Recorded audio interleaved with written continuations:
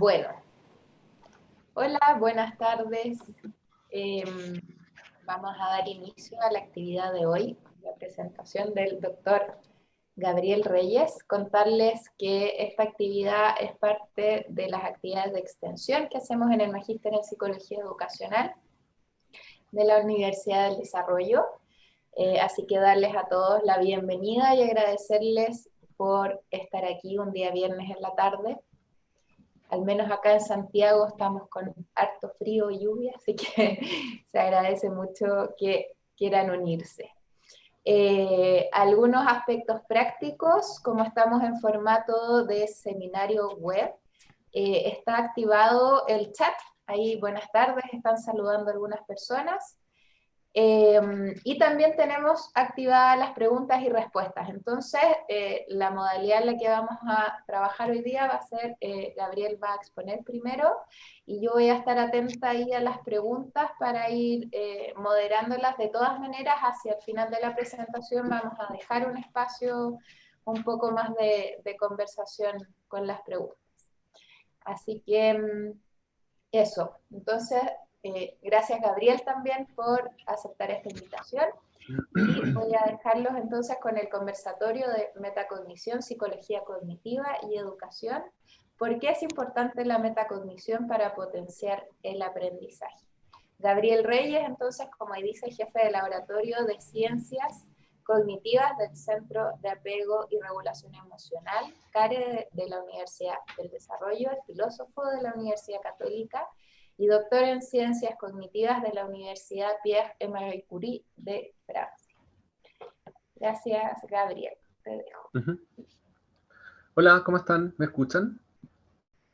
Esa es la pregunta que todo el mundo hace en Zoom, más habitual. ¿Me escuchan? Voy a compartir pantalla. Gracias, Natalia. Voy a compartir pantalla, la presentación. Entonces, si la primera pregunta es ¿me escuchan? La segunda pregunta es ¿se ve bien? ¿Sí? Ok, déjame aquí. ¿Sí? ¿Se ve bien? Se ve todo bien. Bien, yo no los veo porque tengo la pantalla completa, así que voy a comenzar. Ustedes me pueden interrumpir, pueden dejar su pregunta. Ahí existen, en el fondo, muchas instancias de cómo poder comunicarnos. Bueno, en primer lugar, gracias al Magíster, gracias a la Facultad de Psicología por invitarme a participar en este conversatorio, donde tengo que exponer algo que a mí me encanta, porque es el tema que yo investigo en mi laboratorio también en la Facultad de Psicología, que es esta palabra extraña, que ya no es tan extraña, pero hace 10 años lo era, que es la metacognición o la capacidad metacognitiva. ¿Cuál es el objetivo hoy día?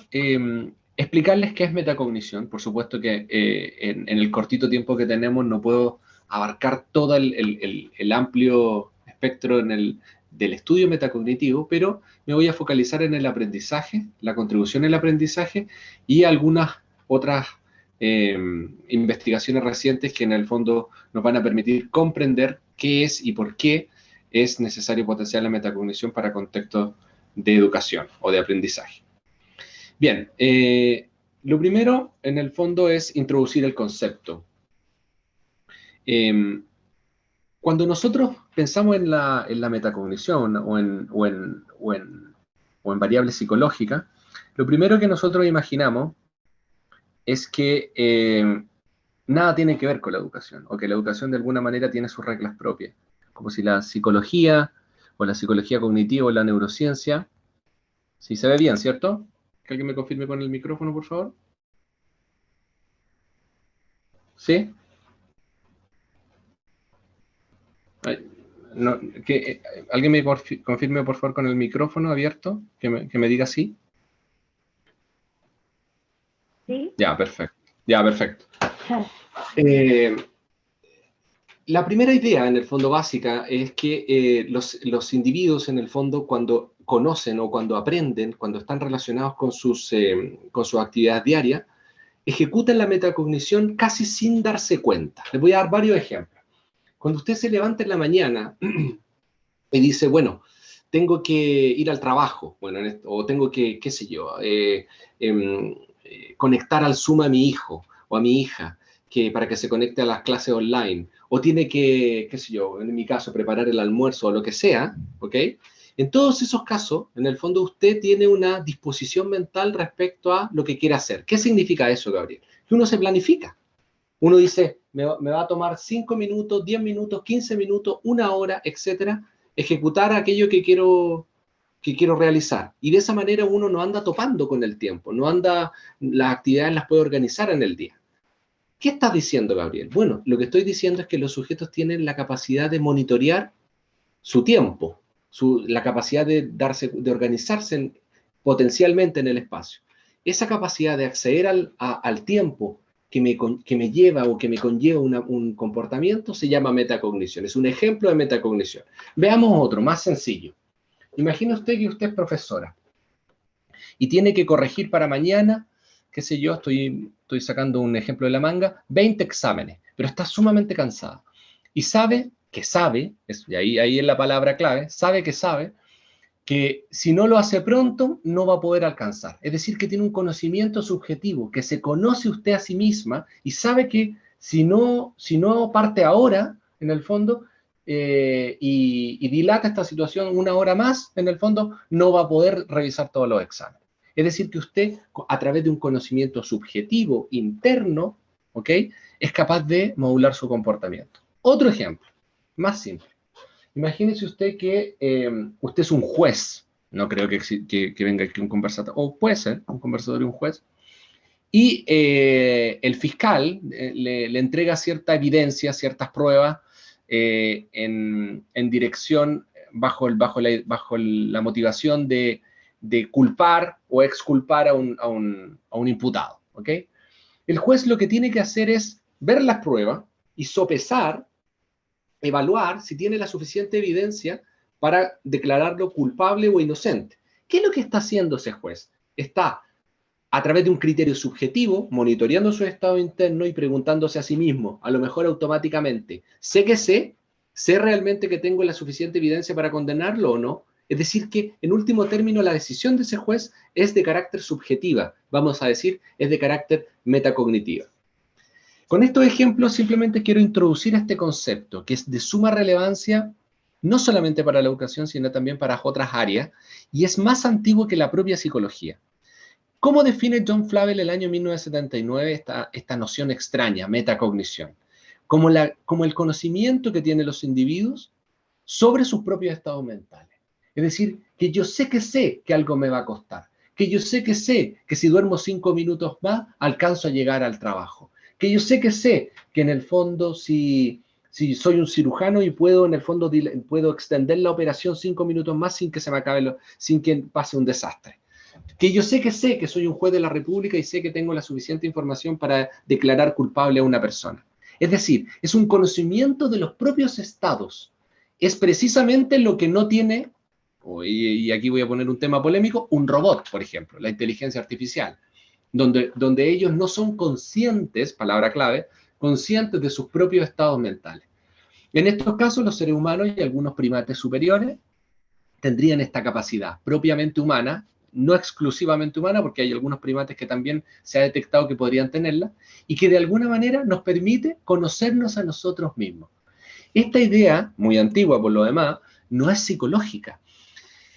La noción de metacognición es un anglicismo, en el fondo, pero en la historia del pensamiento humano uno la puede rastrear en otros contextos, principalmente desde la filosofía y la filosofía analítica, como introspección, por ejemplo, o como autoconocimiento, como la capacidad de los individuos de conocer sus estados internos. ¿Okay?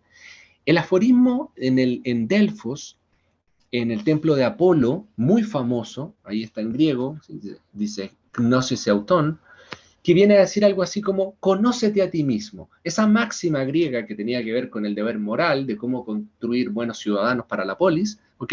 Viene a relevar, a subrayar, a connotar la máxima, en el fondo, de el deber en psicológico, que es adentrarse a su estado psicológico y con ello regularlo. Es decir, desde Aristóteles, no es una charla en filosofía, pero simplemente para dar un poco de contexto, desde Aristóteles, en el De Anima, en el libro sexto, uno ya puede notar la preocupación de los griegos por el autoconocimiento, por conocerte a sí mismo como un pilar fundamental. ¿Para qué? Para regular el propio comportamiento y la relación con otros. Esa idea que en el fondo fue tan importante en los comienzos de la historia del pensamiento, por distintos avatares históricos que podemos, si tuviéramos un poquito más de tiempo, podemos comentar, en el fondo fue desapareciendo de la escena psicológica, ¿ok? No así de la escena del campo de investigación filosófico, ¿ok? Y de alguna manera quedó relegada esa idea detrás del conductismo o detrás de técnicas que en el fondo priorizaban el estudio del comportamiento propiamente tal y no del estudio de los estados mentales. En esa historia y en ese contexto, dos figuras son muy relevantes. Una, Wundt, aquí no sé si ven mi mouse, que fue el primero en la historia de la psicología en sostener que la introspección, un término sinónimo de metacognición en psicología, era el método de estudio de la disciplina. Es decir, si usted en el 800 quería ser psicólogo o quería ser educador basado en ciencia, usted tenía que estudiar a través de la introspección, o lo diríamos ahora a través de la metacognición, cómo es que una persona aprende, por ejemplo. Evidentemente que eso no llevó a buen puerto. Lo que ocurrió en los años posteriores es que los discípulos de Wundt, por ejemplo, Titchener en Estados Unidos, o Libet, o bueno, hay muchos discípulos en Francia, lo que intentaron es generar protocolos, intentar hacer tareas que nos permitan a nosotros conocer los estados mentales, conocer la mente, conocer la psicología de las personas, por medio de por medio de desarrollar técnicas introspectivas o metacognitivas. Y evidentemente, si usted le pregunta, o si usted, por ejemplo, con un mínimo de criterio científico, intenta conocer los estados mentales, conocer la psicología, conocer la interioridad y establecer una ley o un canon en psicología a partir de ese tipo de metodología, evidentemente no va a llegar a buen puerto. Y es lo que ocurrió. Sin dar más detalle, esa fue la condena que sufrió el introspeccionismo de cara al conductismo. En el fondo, el conductismo gana la batalla en 1913 con Watson y Skinner, no negando el introspeccionismo, no diciendo que la introspección era un camino equivocado, sino que en realidad era un método imposible de llevar a cabo. ¿Quién es una persona que en el fondo sacó del pantano o del descrédito a la introspección, a la metacognición? Fue este caballero. Y les prometo que esta es la única pasada histórica que hago, simplemente para dar un contexto a la charla. Y este caballero es William James. William James viene a decir algo. Por supuesto que si usted quiere hacer ciencia, quiere hacer una facultad de psicología, que se interese, que se preocupe, en el fondo, por temas como fomentar el aprendizaje, fomentar la regulación de los afectos, fomentar la calidad de vida, etc. Evidentemente que no podemos disponer de una herramienta subjetiva a tal punto que cada sujeto opine una cosa distinta y que no podamos construir leyes generales que funden la disciplina psicológica.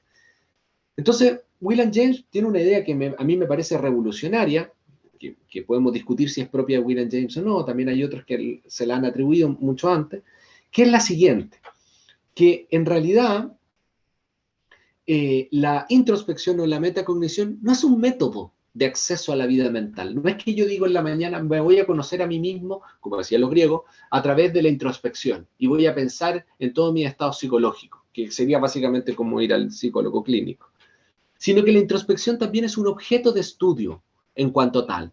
Es decir, de la misma manera como la percepción visual, hay gente que estudia percepción visual, o la memoria, hay gente que estudia cómo se constituye la memoria, o el lenguaje, hay gente que estudia cómo es que hablamos y comprendemos lo que hablamos. ¿Okay? La introspección también es un objeto de estudio, es un tópico de estudio, no es una metodología. Y ese cambio, esa concepción, ese cambio de tuerca, volcó la preocupación por la introspección hacia las ciencias cognitivas, y ese básicamente constituye el hito tanto en educación como en psicología, donde los investigadores se preocuparon por la interioridad por lo que ocurre dentro de nosotros, más allá de que pueda ser sesgada, más allá de que no constituya en sí misma un método de investigación, sino más bien un objeto de estudio. La introspección ganó terreno y hoy, a tal punto que hoy en día es uno de los tópicos con mayor financiamiento e interés por investigadores jóvenes. Ustedes me interrumpen si tienen alguna pregunta, lo digo para no sentirme tan solo hablando. Bien, simplemente quería mostrarles que en el fondo en mi laboratorio lo que nosotros hacemos es estudiamos metacognición en distintas dimensiones, ¿ok? Por ejemplo, y con las figuras, no quiero, cada una de estas figuras denota un proyecto de investigación independiente que lo lleva algún alumno de máster o de doctorado, y que les voy a contar solo algunos, ¿ok? Por ejemplo, con estas manitos aquí levantadas, lo tengo ahí como ayuda de memoria para contarles que nosotros encontramos que las personas que asiduamente, habitualmente, normalmente monitorean sus estados mentales, son personas que están accediendo, cuestionándose, revisándose a sí mismos, vamos a dejarlo así por el momento, son personas que tienden a no tener pensamientos radicales, tanto en discusiones políticas, religiosas, culturales. ¿Ok? Otra figura, por ejemplo, de acá. Hace como unos 10 años y hemos replicado ese efecto en varios experimentos junto a otro laboratorio de la universidad. Encontramos que cuando las personas están bajo estrés o cuando están en una situación ansiosa que está acompañada de una liberación de cortisol, de glucocorticoides, es decir, hay una reactividad fisiológica a un contexto de estrés, la capacidad para poner en perspectiva las cosas, para acceder a los estados mentales, para pensarse a sí mismo, disminuye. En resumen, cuando estoy en estrés y tengo producción exacerbada de cortisol en mi cerebro, en mi sistema cognitivo, mi capacidad metacognitiva disminuye. Por ejemplo, acá abajo, bueno, ese lo voy a presentar en una diapositiva más adelante. Por ejemplo, en situaciones donde hay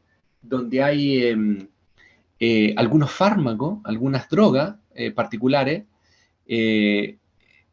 que están relacionadas con el eje pituitario adrenal, con la adrenalina y el cortisol, en el fondo que modulan esa relación, promueven en el fondo un aumento de metacognición como una manera en el fondo de adaptarse al ambiente.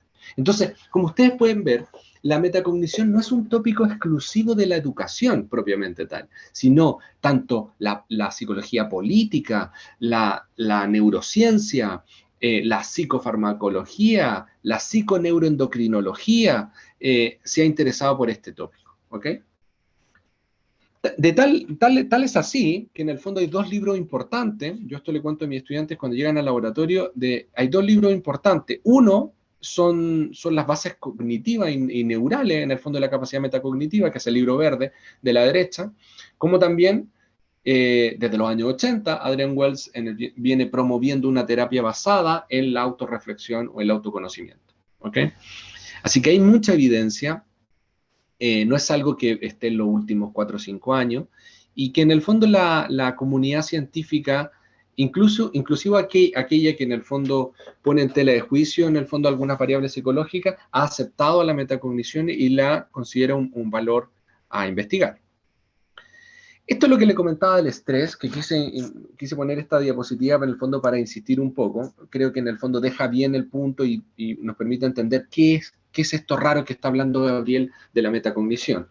En el fondo lo que encontramos en este artículo, aquí está la referencia si quieren buscarlo, es que la concentración de cortisol en nanomol por litro, ¿okay?, en unos sujetos, después de una tarea en un computador, en el fondo, aumentaba. Es decir, hay personas que se estresan más y otras se estresan menos. En función del estrés y la producción de cortisol, había un gradiente de metacognición que se relacionaba negativamente. En castellano, Gabriel, que a más cortisol, a mayor producción de cortisol, menor metacognición. ¿Ok? Otros estudios muestran que cuando yo estoy bajo estrés o cuando estoy en una condición estresante, ¿ok?, ¿qué es lo que ocurre? El organismo se prepara para la acción.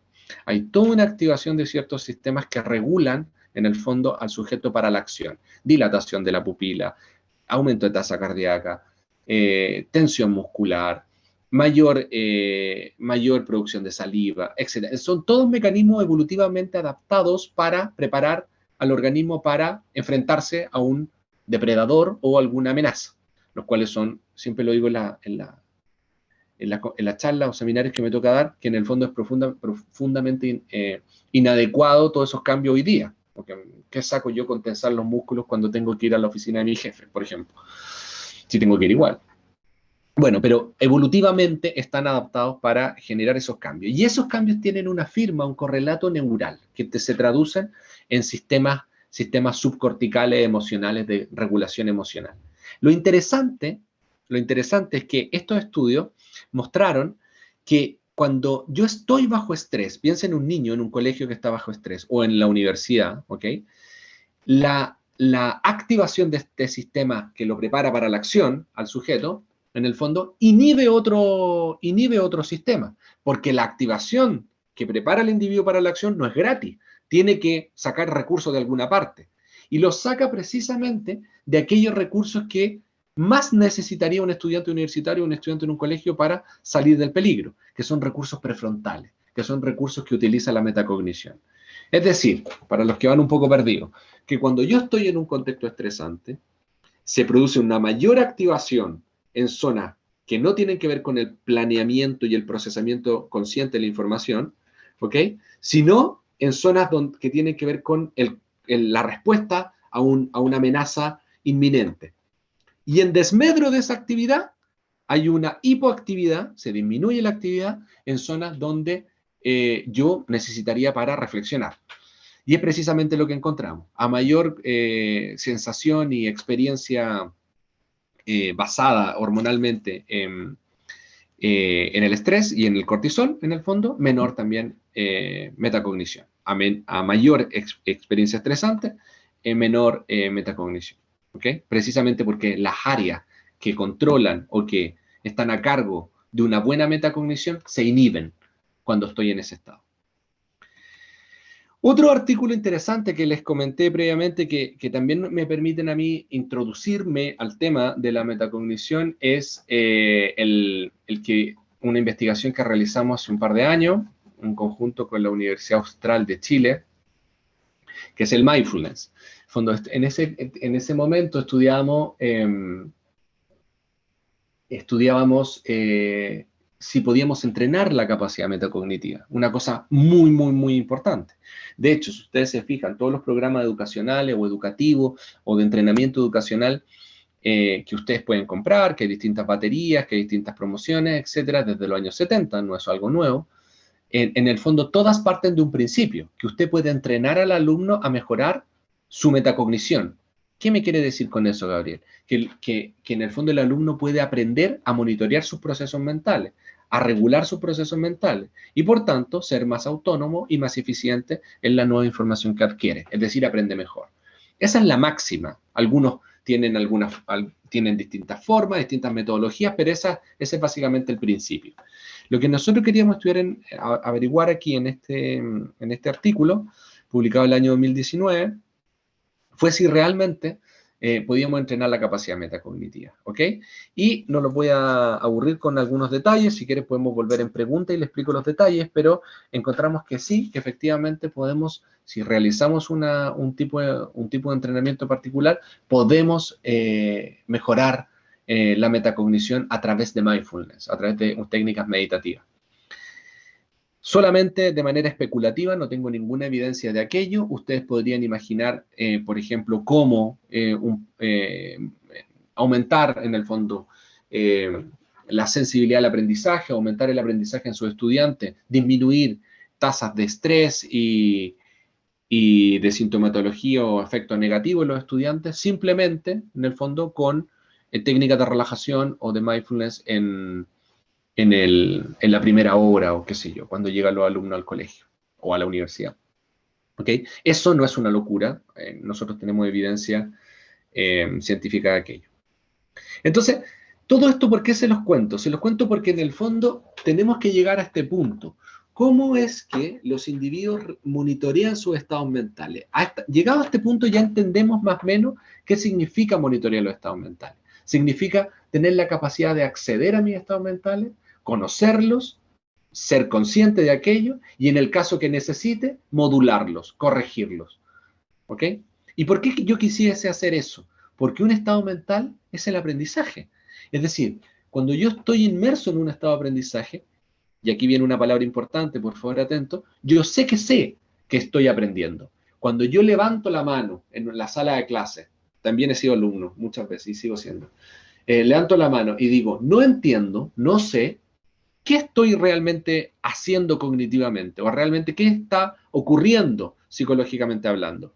Lo que está ocurriendo es que el sujeto levanta la mano y accede, en el fondo, a su conocimiento, a su memoria de trabajo, y contrasta lo que tiene en su memoria con lo que está en la pizarra. Y se da cuenta que las dos cosas parece que no son isomórficas, no son lo mismo. Entonces le digo, profesor, ¿me podría explicar de nuevo? Porque lo que tengo aquí adentro no es lo mismo a lo que usted está explicando ahí. Y necesito tener esa coordinación. Entonces, la metacognición o la conciencia del proceso de aprendizaje parece fundamental para aprender. ¿Ok? Gabriel, Dígame, dígame. tenemos una pregunta aquí. Dice, Dígame. ¿podrías nombrar algún instrumento usado en los experimentos? Sí, varios, qué bueno que salió la pregunta porque siempre dudo si me caí o no, porque el internet a veces es muy bueno acá, pero parece que vamos bien. Vamos bien, perfecto. Ya, gracias por la pregunta. Sí, los instrumentos que nosotros ocupamos varios cuestionarios. Por ejemplo, habitualmente para todos los protocolos experimentales, habitualmente tenemos un screening general cognitivo. Es decir, que son sujetos que no difieren, por ejemplo, en ninguna variable de regulación emocional, porque no queremos tener un efecto confundente. No es porque no nos interesen esas variables, sino porque cuando estamos estudiando la relación de entrenabilidad entre mindfulness y metacognición, lo que queremos es estudiar mindfulness y metacognición y no otra cosa. Entonces, es una estrategia analítica simplemente, para hacer bien las cosas, lo que hacemos es que equiparamos la cancha, básicamente. Tenemos un baseline, una línea base muy, muy estable. Entonces, evaluamos con muchos cuestionarios que todos los sujetos no difieran en depresión, ansiedad, estrés, etc. Así también en IQ, como se dice, con CI, con algunas funciones ejecutivas también. Cuando tenemos todo eso ok, los instrumentos que aplicamos son tareas cognitivas, es decir, que evaluamos la metacognición en el fondo con instrumentos cognitivos que el sujeto va a realizar en una cabina de test, básicamente. Te lo voy a explicar en este mejor. En este experimento en particular, lo que hicimos fue evaluar, en el fondo, lo voy a decir así bien simple porque tiene hartos detalles, pero si te interesa, queremos los detalles, lo dejamos para las preguntas, ¿ok?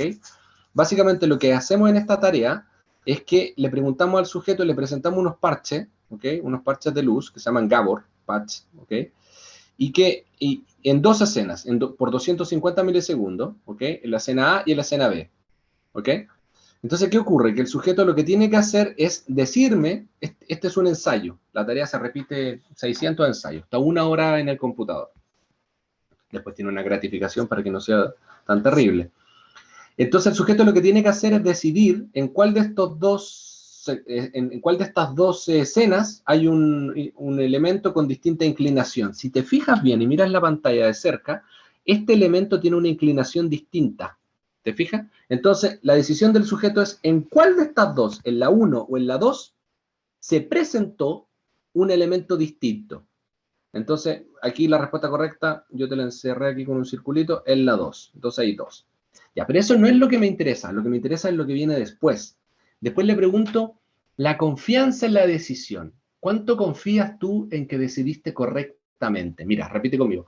¿Cuánto confías tú en que decidiste correctamente? ¿Por qué me interesa eso? Porque si yo sé, ok, es decir, tengo alta confianza en mi decisión y efectivamente respondí correctamente, eso denota que tengo buena metacognición. Si esa asociación, si esa correlación entre altos puntajes de confianza y altas respuestas correctas se da en el tiempo, eso quiere decir que, en el fondo, cada vez que yo confío en que sé, efectivamente sabía. Pero imagínate un sujeto que confía que sabe y no sabía. Del tipo, me fue súper bien en la prueba y al final sacó un 1. Ese tipo no tiene una capacidad muy buena para regular los estados mentales o para acceder a los estados mentales, para conocerse a sí mismo. Tiene más bien un sesgo en la manera como se mira a sí mismo, ¿ok? Entonces, es un poquito más complejo que eso, pero ese es el principio general, ¿ok? Que es, a través de tareas comportamentales calculamos la probabilidad de confiar en mis respuestas correctas por sobre la probabilidad de confiar altamente en mi respuesta incorrecta. Es decir, si yo tengo buena metacognición, yo voy a tender a confiar en mis respuestas correctas por sobre la asociación que se da naturalmente entre alta confianza y respuestas incorrectas. Bueno, es un poco más complejo, pero no sé si te contesté la pregunta. Tenemos otros 2 comentarios en el chat. ¿Te A los ver. leo o los vamos dejando para Bueno, después? vamos viendo. Así se hace más interactivo. Andrea comenta, la metacognición entonces también podría ser un puente para el desarrollo de la convivencia. En la misma lógica del aprendizaje cognitivo, entiendo que sí, porque incluye las mismas etapas del estado mental del aprendizaje. Sí, es una gran pregunta. ¿Quién es la persona que hace la pregunta? Andrea Pardo. Andrea, sí, tan es así, y aquí en el fondo hago la referencia a un equipo que es casi autónomo, que se llama MetaEduca, que está asociado a la Facultad de Psicología de la UDD, donde trabaja, hay que nombrar a la gente, Viviana Hochman, Pilar Valenzuela y Mauricio Barriento, donde ellos estudian eso, que los puntajes de metacognición en el fondo correlacionan o podrían ser un predictor positivo de la convivencia, de la colaboración y de la inclusión en la sala de clase. En la medida de que, en el fondo, si yo sé que estoy comportándome mal, también el pensamiento ético es un pensamiento metacognitivo, sé que no me gustaría que me hiciesen eso, ¿te fijas? En el fondo yo regulo mi comportamiento de mejor manera, ¿ok? Es por eso también que en el fondo la psicología clínica se ha interesado por la metacognición, en tanto es el mecanismo de reevaluación, reevaluación emocional, reevaluación de la cognición, ¿te fijas? Así que la respuesta es sí, sí, y de hecho nosotros estamos estudiando eso, precisamente eso, en un equipo aparte que se llama MetaEduca. Gracias. Y tenemos otra pregunta de ¿Sí? Karen. Dice, hola, ¿cuáles son los posibles estados mentales que necesito monitorear y cómo se modelan precisamente? Gracias. Ok, en principio, la mentalidad en el fondo es si yo te pregunto, por ejemplo, estamos llenos de mentalidad, ¿ok? Sin pecar de dualista, voy a decir esto en el fondo, estamos llenos de procesos mentales. Si yo, por ejemplo, tú te levantas en la mañana qué sé yo, y alguien en tu casa te dice, ¿cómo estás? Y tú le dices, estoy bien, eso es un estado mental. Te conociste a ti mismo y te monitoreaste y dijiste, estoy bien. Pero evidentemente que hay estados y estados mentales. Por ejemplo, la sensación de saciedad es un estado mental. La sensación, por ejemplo, de disgusto es un estado mental.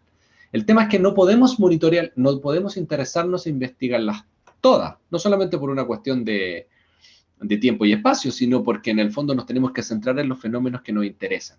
Y en ese sentido, la metacognición no es en sí mismo un estado mental, no es en sí mismo un estado mental, sino es la lupa que alumbra o que amplifica cualquier estado mental que a ti te interese. Deja darte un ejemplo.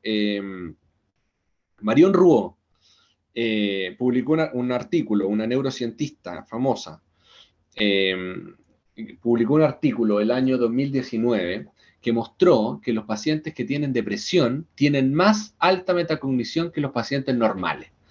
Y eso en el fondo fue una sorpresa. ¿Por qué? Porque estamos habituados en pensar a la metacognición como un valor, como un instrumento positivo en sí mismo. Y en realidad es un instrumento que no tiene un valor positivo ni negativo. Las personas que tienen depresión tienen alta metacognición probablemente porque están todo el día rumiando y monitoreándose y amplificando estados negativos. ¿Te fijas? De la misma manera como no se nos ocurriría decir que la atención es positiva o negativa. Yo puedo atender a un videojuego en el tiempo que tengo que hacer mis tareas y ahí estoy atendiendo muy bien al videojuego. Y en ese sentido no predicamos de la atención que es negativa.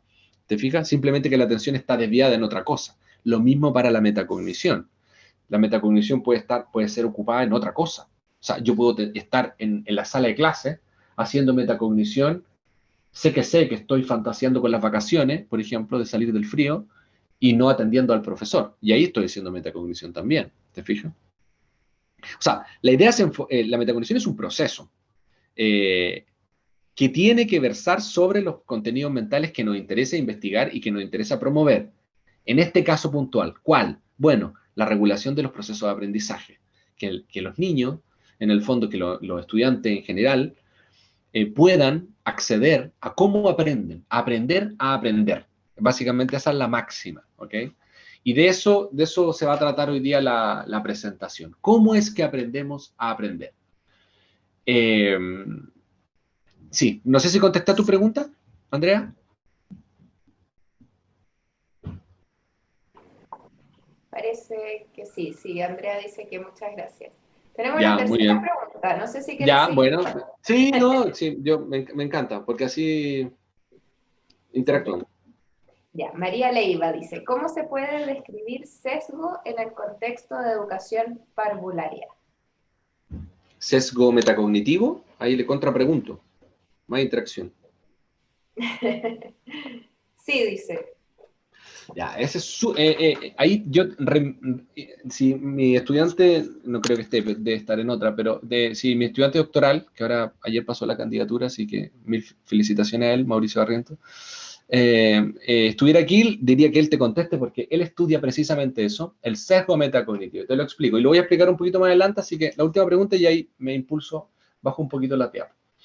El sesgo metacognitivo es cuando un niño, por ejemplo, no tiene una adecuada capacidad metacognitiva y tiene la creencia, la falsa creencia de que en el fondo su proceso de aprendizaje es óptimo, cuando objetivamente no lo es. Te doy un ejemplo, uno en educación y otro no en educación. Imagínate que una persona cree que es bueno para la pelota, ¿ok? Que la persona cree que es buena para la pelota. Entonces, la persona se va a probar a un club de fútbol y dice, ¿sabes qué? Contrátenme porque yo soy excelente para el fútbol. Ah, listo, contratado. No, pues, así no ocurren las cosas. Usted tiene que demostrarnos que es bueno para la pelota, para el fútbol. Y luego ya. Lo primero, esa creencia se llama creencia metacognitiva, ¿ok? O bias o sesgo metacognitivo. Cuando los niños creen que controlan el proceso de aprendizaje. Habitualmente la creencia o el sesgo metacognitivo es extremadamente dañino, en el fondo, en la adolescencia, cuando en el fondo hay otras variables que no necesariamente correlacionan con la metacognición, pero que participan en el fenómeno, ¿ok?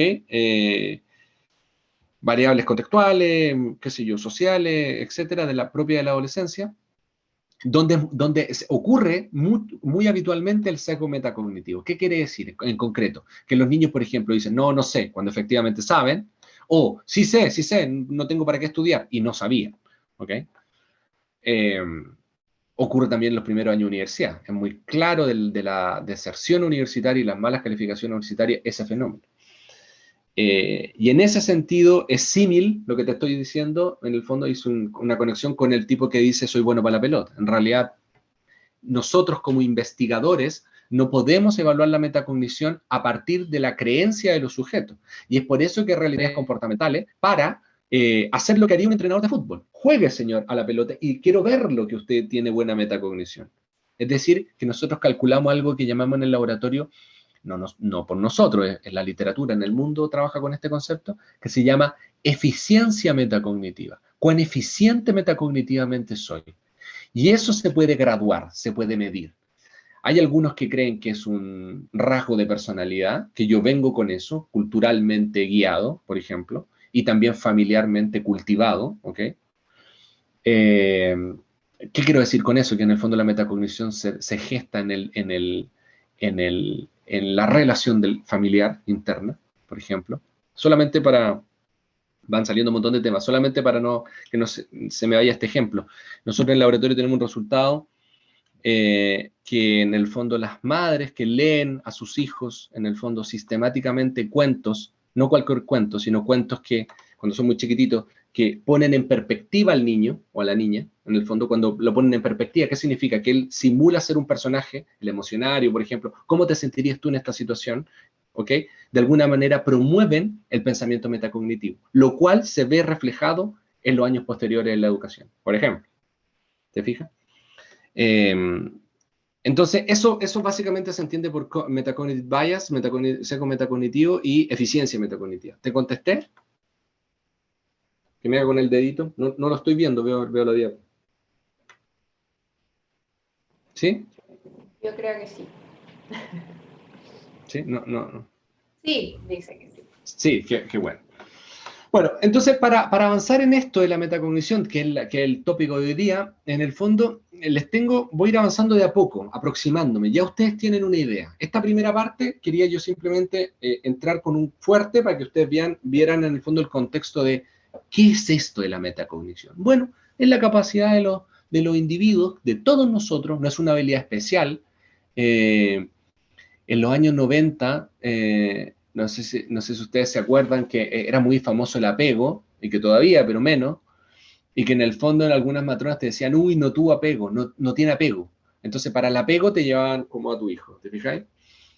Lo mismo pasa con la metacognición. Hay gente que dice, no, es que no tiene metacognición, es que no puedo no tener metacognición. Es como que yo te dijera, no tiene memoria o atención, en un contexto no patológico, evidentemente. Es decir, que es una propiedad natural de los seres humanos, la van a desarrollar igual. Si, probablemente, en el fondo, hay personas con alta metacognición y nunca han tenido un entrenamiento metacognitivo. Es parte de la vida social tener metacognición, ¿ok? De hecho, la han postulado como un símil de la teoría de la mente, en la medida que la teoría de la mente, para los que no saben, es la capacidad de los individuos, intersubjetivo, como todos nosotros, de inferir estados mentales en otro. Si yo veo a otro y veo que en el fondo el tipo tiene una cara con cierta configuración, puedo inferir que está enojado. Y ahí no le pregunto nada, por ejemplo. Entonces, esa capacidad de inferir estados mentales en otro, si se vuelca hacia sí mismo, hacia uno mismo, uno podría decir que esa es la metacognición. Es la capacidad, es la teoría de la mente proyectada hacia uno mismo. Ok, entonces, es una capacidad muy, ¿cómo se dice?, atractiva y que mucha gente está hablando hoy en día, pero que pocos saben, pocos en el fondo postulan cuándo surge esta capacidad, ¿ok? Y naturalmente, yo tengo un estudiante de máster que estamos investigando eso, hay otro estudiante doctoral que también está apoyando ese proceso, se llama Fernanda Prieto, y la estudiante de máster se llama Tamara Gutiérrez, que investigan cómo es que surge esta capacidad metacognitiva en los infantes preverbales, ¿ok? Básicamente, qué procesos psicológicos emergen en los primeros años de vida, que nosotros intentamos llevar a los laboratorios, ahora más difícil en pandemia, que hacen que un niño sepa que sabe, o sepa que tiene un conocimiento propio y que es distinto al de una madre. Esa capacidad que ustedes me pueden decir, a mí no me interesa porque no soy psicólogo del desarrollo. Bueno, pero si se ve alterada en ese punto, probablemente se ve alterada también cuando ese niño entra a la educación formal. ¿Ok? Bien, lo primero es entender que desde muy temprana edad, la metacognición, en el fondo, cuando uno es preverbal, yo también fui preverbal y como todos ustedes, en el fondo se entiende como una manifestación de la intersubjetividad, de nuevo. Antes de que nosotros tengamos evidencia concreta de que un niño monitorea sus estados mentales y es como el pensador de Rodin, en el fondo, que está pensando sobre sí mismo y en la inmortalidad del cangrejo, antes de que eso ocurra, lo que sí sabemos, porque eso no lo sabemos, lo que sí sabemos es que es intersubjetivo. ¿Qué quiere decir intersubjetivo? Que de alguna manera establece una comunicación, establece una alianza comunicativa con un otro, que habitualmente es un cuidador, ¿ok?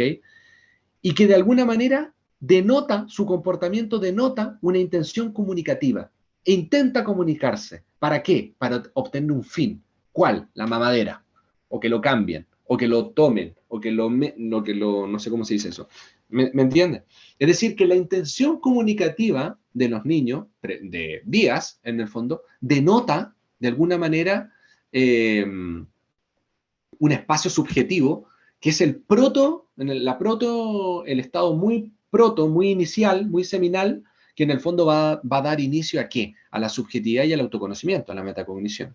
Entonces, si queremos realmente entender la metacognición, tenemos que entender que es un elemento que surge en ese nivel, ¿ok? Como una un mecanismo intersubjetivo de conexión con los otros, ¿ok?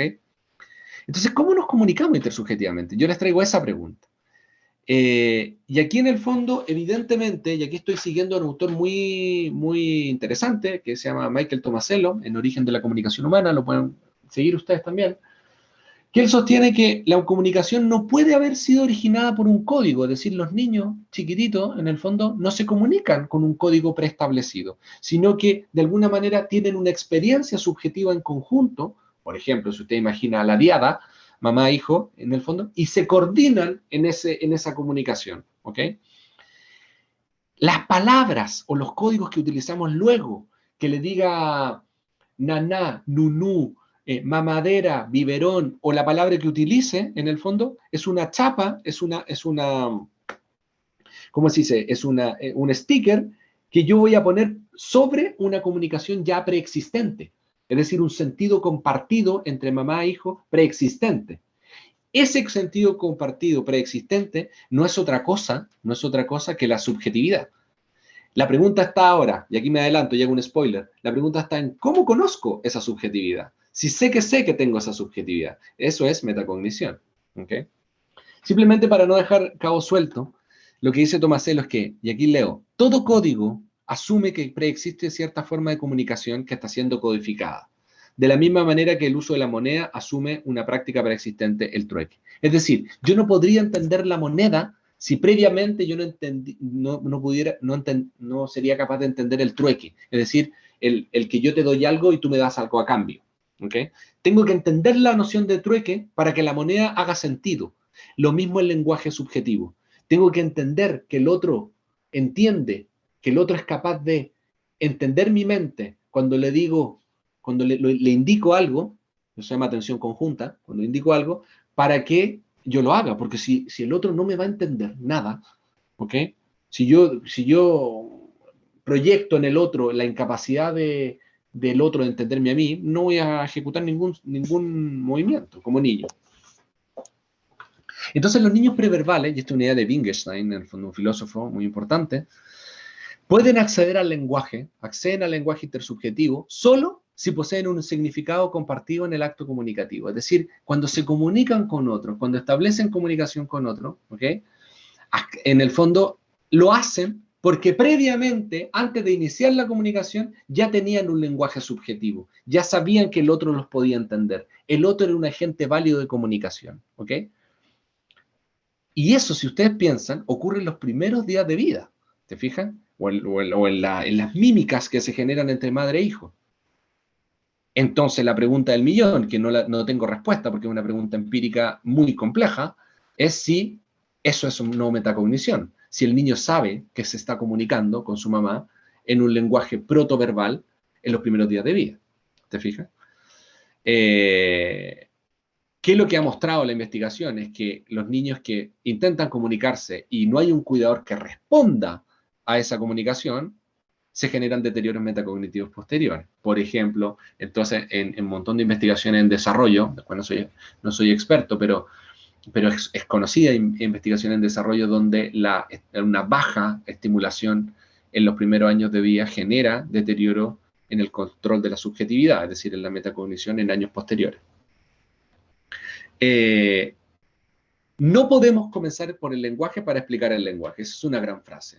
Es decir, si queremos explicar cómo es que los niños se comunican, no podemos suponer que ya hay comunicación. Más bien debemos comenzar con formas no convencionales, no codificadas, de sincronización entre los agentes. En este caso, entre una diada, por ejemplo. ¿Okay? Un caso básico de sincronización son los gestos. Claro, los primeros gestos que tienen los niños, primero, en el fondo son el mimicking, la imitación y el pointing, y el apuntar, ¿ok? Ese es clásico, el apuntar, ¿ok? Lo cual a mí me parece de una complejidad cognitiva abismal, porque en el fondo supone que sé, que el otro, sé, y ahí hay metacognición, que el otro, y ahí hay teoría de la mente, puede entenderme y puedo coordinarme con la mirada, simplemente, con los gaze, con la mirada, con el movimiento ocular, para decirle, llévame hacia un lugar, o tráeme algo de comida, o cambia, o lo que sea, múdame, no sé. Bueno, hay algunos conceptos que en el fondo se los traigo, pero en el fondo ya la idea central ya la dije. ¿Cómo es que se puede establecer una comunicación tan compleja entonces? Si es que la metacognición no está ahí, ¿ok? Si es que la teoría de la mente no está ahí en los primeros años de vida. Bueno, a través de un conjunto de procesos psicológicos tempranamente integrados que determinan un modelo de cooperación humana. Es decir, que estamos arrojados a cooperar, a socializar, a interactuar socialmente, ¿ok? Pero no mecánicamente, sino en una comunicación intersubjetiva donde las palabras vienen después, que de alguna manera afinan esa comunicación, pero que previamente nosotros ya estábamos dispuestos a establecer una relación subjetiva. ¿Okay? Entonces hay algunos conceptos que maneja Tomasello, que pueden usted adquirirlo o no, o usarlo o no. El de intencionalidad compartida, que los humanos están insertos en una relación cooperativa donde existe un intercambio de intencionalidad. Es decir, que en el fondo los otros entienden que yo tengo objetivo y en esa medida se coordinan con mi comportamiento. ¿Okay? Y en la medida que soy parte de ese mundo, en el fondo soy un agente cooperativo. Es decir, que los individuos poseen estabilidad cognitiva para tener intenciones conjuntas, es decir, para comunicarse subjetivamente, tanto la diada como un profesor y un alumno, o como usted y su jefe, por ejemplo, ¿ok? Eh, motivaciones para compartir y socializar. O sea, todo ese lenguaje complejo, en el fondo, no denota otra cosa que una propiedad básica en la filogenia del desarrollo, en el fondo, en la antípoda básicamente de nuestra especie, que en el fondo somos seres sociales motivados metacognitivamente por conocer a otro. Ok. Le voy a dar algunos experimentos para que no quede tan complejo, pero sé que ahí viene una pregunta, lo sentí en el... Sí, hay algunas. Tú me dices y te las... Sí, vamos con las preguntas. Soledad Jara pregunta, Gabriel, ¿esa capacidad de inferir los estados emocionales del otro es lo que se denomina mentalizar? Sí, y que en su minuto era teoría de la mente, a grosso modo. Pero sí, eso es mentalizar. Súper. Y la siguiente pregunta de orientador Ruiz Díaz dice, entre los hallazgos de sus investigaciones han encontrado relación en timing cognitivo con el espacio cognitivo y el habla interna. Ya, ok, conozco investigación de habla interna. Hay otro investigador en nuestra facultad que habla interna, que es Pablo Fosa, muy buen investigador. Yo desconozco la relación entre timing cognitivo. ¿A qué te refieres con timing cognitivo? Si pasemos a la otra y ahí como que si puede aclarar la pregunta y la retomo. Esas son las que tenemos por ahora. Ya, les voy a mostrar unos experimentos simplemente para que me crean que en el fondo la metacognición surge en este espacio. O sea, en el fondo, educar, en el fondo la experiencia de aprender. Educar es un fenómeno social, estamos de acuerdo en eso. O sea, no, ok. Lo que es lo que uno podría tener el atrevimiento de decir que no es un fenómeno social, que es un fenómeno puramente cognitivo, que yo no estoy de acuerdo, es el aprender. Que en el fondo, el aprender como si alguien pudiese dar una brutal, en el fondo, definición de adquirir nueva información, simplemente. ¿Ok? En ese sentido, lo que desde el laboratorio, no solo yo, todo el equipo que trabaja ahí, son 15 personas, en el fondo sostienen que el aprendizaje es un fenómeno metacognitivo, social y metacognitivo.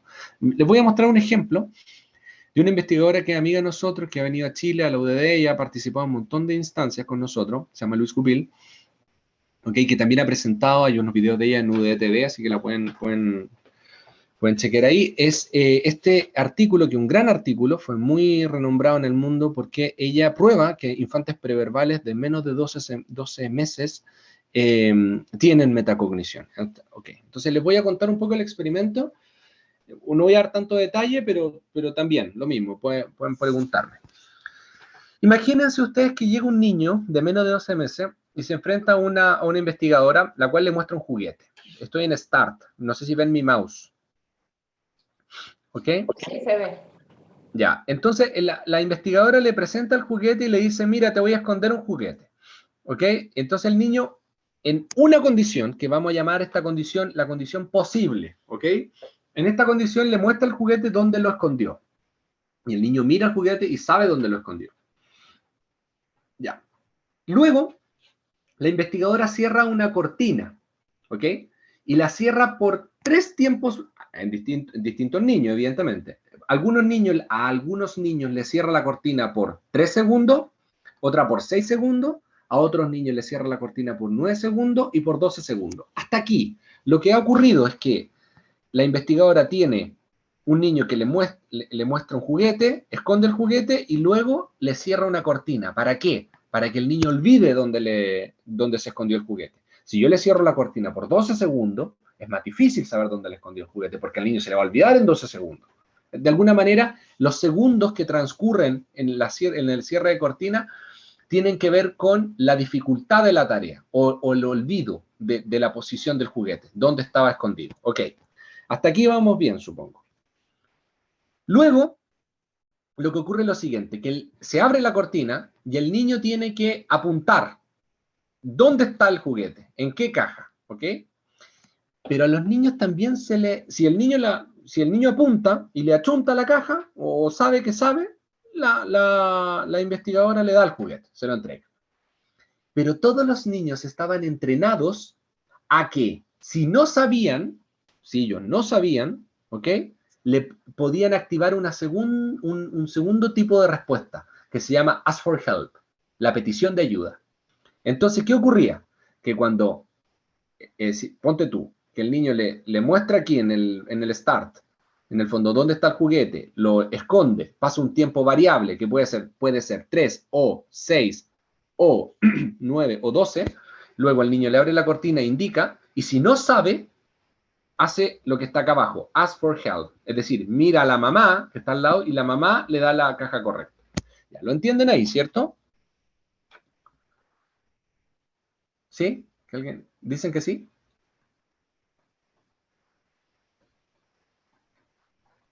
¿Se cayeron?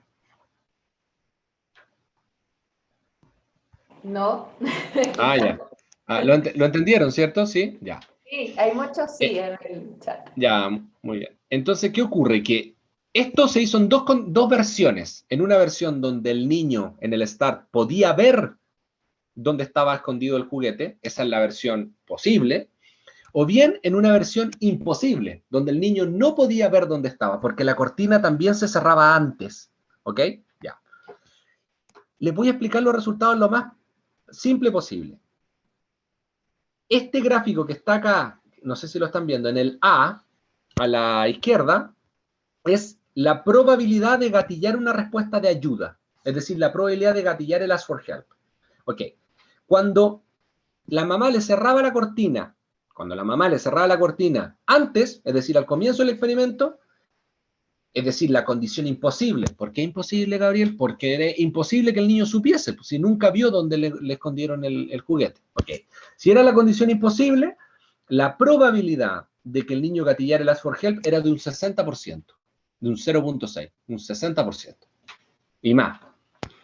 Pero cuando el niño estaba en la condición posible, Gabriel, recuérdame cuál es la condición posible, cuando yo le muestro al niño, el niño podía ver dónde estaba el juguete. Ok. Cuando el niño podía ver dónde está el juguete, ok, es la condición posible, y en ese caso, en promedio, los niños pedían un 20% de ayuda. Es decir, que la petición de ayuda es un comportamiento, pedir ayuda es un comportamiento, en el fondo, era usado, la petición de ayuda era un instrumento, una posibilidad que tenía el niño, era usada inteligentemente. Se usaba en un 20% de los casos cuando el niño tenía la posibilidad de ver dónde estaba escondido el juguete, y en un casi 70% de los casos cuando el niño no tenía ni una posibilidad. Ya, pero ese es un resultado sorprendente, pero no es el más sorprendente. El más sorprendente es el que viene. Si ustedes se dan cuenta, aquí hay una relación que va subiendo, que se llama relación lineal, que va subiendo. Lo que muestra esta subida es que la probabilidad de pedir ayuda va aumentando en la medida que la tarea se va haciendo más difícil, es decir, en la medida que va transcurriendo el tiempo de cerrado de la cortina. A los niños que se les cerró 3% de la cortina, no se olvidaron casi nada de dónde estaba el juguete y por tanto no pidieron tanto ayuda. Los que se les cerró 6 segundos la cortina, pidieron más ayuda. Los que se les cerró 9 segundos, esos pidieron aún más ayuda y los dos aún más ayuda. Es decir, que la dificultad de la tarea o la interferencia en la memoria o el olvido, en la medida que iba aumentando con el paso del tiempo, iba también aumentando la petición de ayuda. Es decir, que lo voy a decir así, los niños pedían ayuda usando una estrategia racional. No era al azar, en el fondo. Pedían ayuda cuando ellos tenían la sensación de no saber. Sé o sé que no sé, era lo que tenían los niños en la cabeza. Si sé que no sé, pido ayuda. Y sé que no sé en situaciones donde la tarea es más compleja. Y si es aún más compleja, más ayuda pido. ¿Lo entienden? Entonces eso hizo que la investigadora postulara, bueno, salió en BBC, en New York Times, en muchas partes del mundo, y dijo, bueno, esto es la prueba de que los niños son conscientes, en el fondo. Tienen en el fondo metacognición. Y que en el fondo cualquier cosa que pase en estas ventanas del desarrollo va a interferir la metacognición en el aprendizaje en los años posteriores. ¿Lo entendieron? A ver si cae algún sí.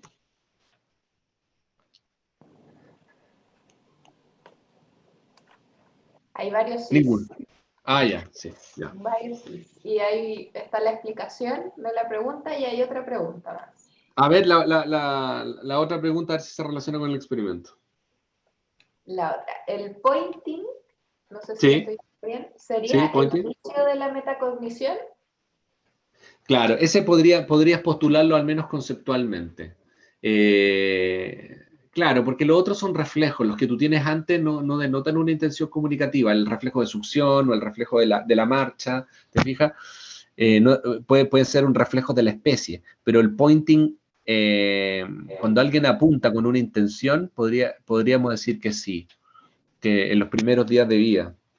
Pero para eso hay que tener evidencia. Yo estoy simplemente especulando que el pointing es eso.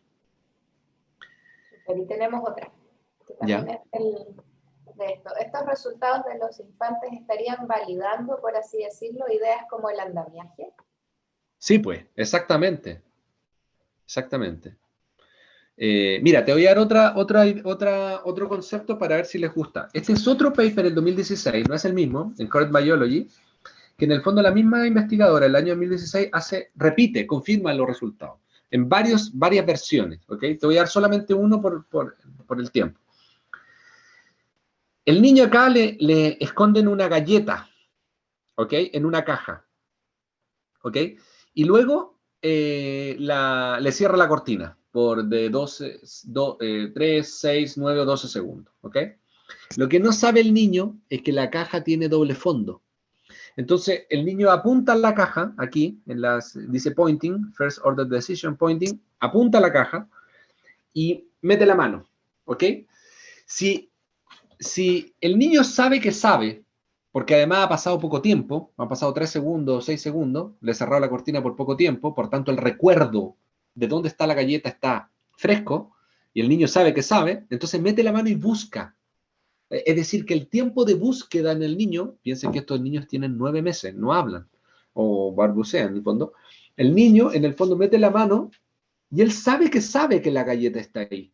Entonces mete la mano y si en condiciones de 3 segundos o 6 segundos, en las condiciones donde el niño todavía tiene el recuerdo, más tiempo busca. En condiciones de 9 segundos y 12 segundos, que se cerró la cortina, es decir, que el olvido ha hecho su trabajo, en el fondo ha operado el olvido, y el niño ya no se acuerda tanto dónde está la galleta, entonces el niño dice, no, entra, no encuentra y saca la mano. Es decir, que el tiempo de búsqueda correlaciona negativamente con la dificultad de la tarea o el olvido del lugar. Esa es otra prueba de que los niños, eso solo se explica si el niño sabe que la galleta está ahí. Solo se explica que el niño busque más en condiciones donde la memoria no está alterada, porque el niño sabe y busca hasta encontrar. ¿Ves? Ese es otro ejemplo publicado en la literatura de que los niños chicos tienen metacognición, los infantes preverbales, perdón. Ya. Bien, antes de pasar a educación propiamente tal, ¿qué les parece?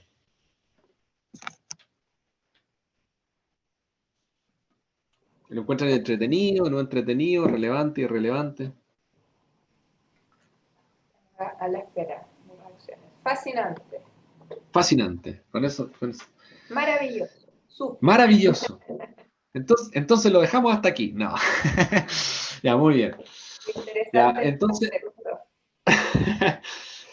muy bien, me parece muy bien. Y de hecho, si ustedes piensan, qué sé yo, hace no sé, 250 años, 300 años, en el fondo todavía se dudaba, 200, 300 años para la historia del pensamiento humano no es nada, y todavía había científicos que dudaban sobre por ejemplo, que los niños podían sentir dolor, por ejemplo, o ciertos animales, por ejemplo. ¿Te fijas? O sea, hoy día, en el fondo, no todos los científicos están convencidos que los niños infantes preverbales sean conscientes, propiamente tal. Algo que en el fondo, habitualmente los avances científicos más sorprendentes son obviedades en el mundo cotidiano, en la vida cotidiana. ¿Te fijas? O sea, que las personas tengan la capacidad de saber que saben, que tengan la capacidad de monitorear sus estados mentales, para un psicólogo clínico es una obviedad. Porque en el fondo, si la persona no tiene la capacidad de conocerse a sí mismo, ¿cómo un psicólogo clínico hace su trabajo? ¿Cómo le pregunta cómo se siente? Si la persona no tiene la capacidad de volcarse sobre sí mismo, de alguna manera acceder o tener transparencia de sus pensamientos respecto a sí mismo, no tiene ninguna capacidad de conocerlo y todo lo que salga de ahí hacia afuera es simplemente un sesgo, como dijo alguien por ahí. Entonces, muchos de los temas en ciencia cognitiva y en psicología y en educación que sabemos en la experiencia que son así, necesita la ciencia, que siempre va atrasada, pasar por ahí y dar una prueba o someter a escrutinio experimental esa idea. ¿Te fijas? Bueno, volquémonos un poquito más a educación. Salinas Deán, que es alguien que yo les recomiendo leer si ustedes están abocados a la educación propiamente tal y a los fenómenos psicológicos o cómo la psicología en el fondo se conecta la ciencia de la educación, se conecta con los avances neurocientíficos, yo les recomiendo revisar autores como Deán, ¿ok? Son consultores internacionales, consultores de la UNESCO, del Ministerio de Educación en Francia. Por ejemplo, les recomiendo este libro, no sé si lo están viendo ahí, se llama Aprender, los talentos del cerebro y los desafíos de las máquinas. Generalmente está en el siglo XXI, ¿ok? Bueno, Stan, en el fondo, él es un neurocientista que en el fondo, en una segunda etapa, en el fondo de investigación, abre una línea de educación, ¿ok? Y en ese contexto es un gran aporte para la ciencia de la educación, porque es alguien que sabe cómo opera, es alguien que tiene mucho, mucho conocimiento respecto a cómo operan los procesos neurales, en el fondo, en la adquisición de nuevos conocimientos. Y en ese sentido, él hace una revisión literaria importante en este libro que se llama Aprender, y él postula algo que son 4 los pilares o los mecanismos esenciales sobre el cual el cerebro aprende, ¿ok? O sea, ¿cuáles son los pilares? El primero es la atención, ¿ok? Es decir, que el cerebro posee un ensamblaje de circuitos neuronales que selecciona, que amplifican y que propagan señales, ¿ok? Es decir, que cuando nosotros atendemos un estímulo, ¿ok? Ustedes saben que en el fondo hay 2 tipos de atención, se llama bottom-up o top-down, que es la voluntaria o involuntaria, donde yo puedo estar motivado por aprender algo y me motivo y atiendo top-down, es decir, ocupando recursos centrales, ¿okay? Es una atención dirigida. O bien hay un tipo de atención que se llama bottom-up, que es cuando yo voy caminando y veo, por ejemplo, algo chillón o algo estridente, por ejemplo, la portada de Loon, te fijas, o cualquier cosa que sea estridente y llama mi atención y capta mi atención y yo quedo prendado a eso. Esas son 2 formas de capturar la atención. Sea cual sea el inicio, ¿ok? Participa en redes comunes, ¿ok? Que permiten que la información quede ensamblada de alguna manera, ahí, reverberando en el cerebro. ¿Para qué? Para que yo la use. Si yo, por ejemplo, te digo, oye, ponme atención, te voy a dar mi número de teléfono, 240708, por ejemplo. Te doy ese número de teléfono y tú lo retienes en la memoria de trabajo y en ese minuto toda tu información, en el fondo, recursos cognitivos están trabajando para mantener esa información, para darle un significado, asignarle una canción, asignarle una cara, lo que sea, para que esa información no se pierda. Todos los mecanismos implicados en ese proceso se llaman atención. ¿Okay? Y Salinas Deán dice que ese es un componente esencial del aprendizaje. El segundo componente esencial del aprendizaje que él determina es el compromiso activo. Dice que un organismo inactivo prácticamente no aprende nada, dado que el acto de aprender exige que el cerebro genere hipótesis, modelos, situaciones con cierta curiosidad.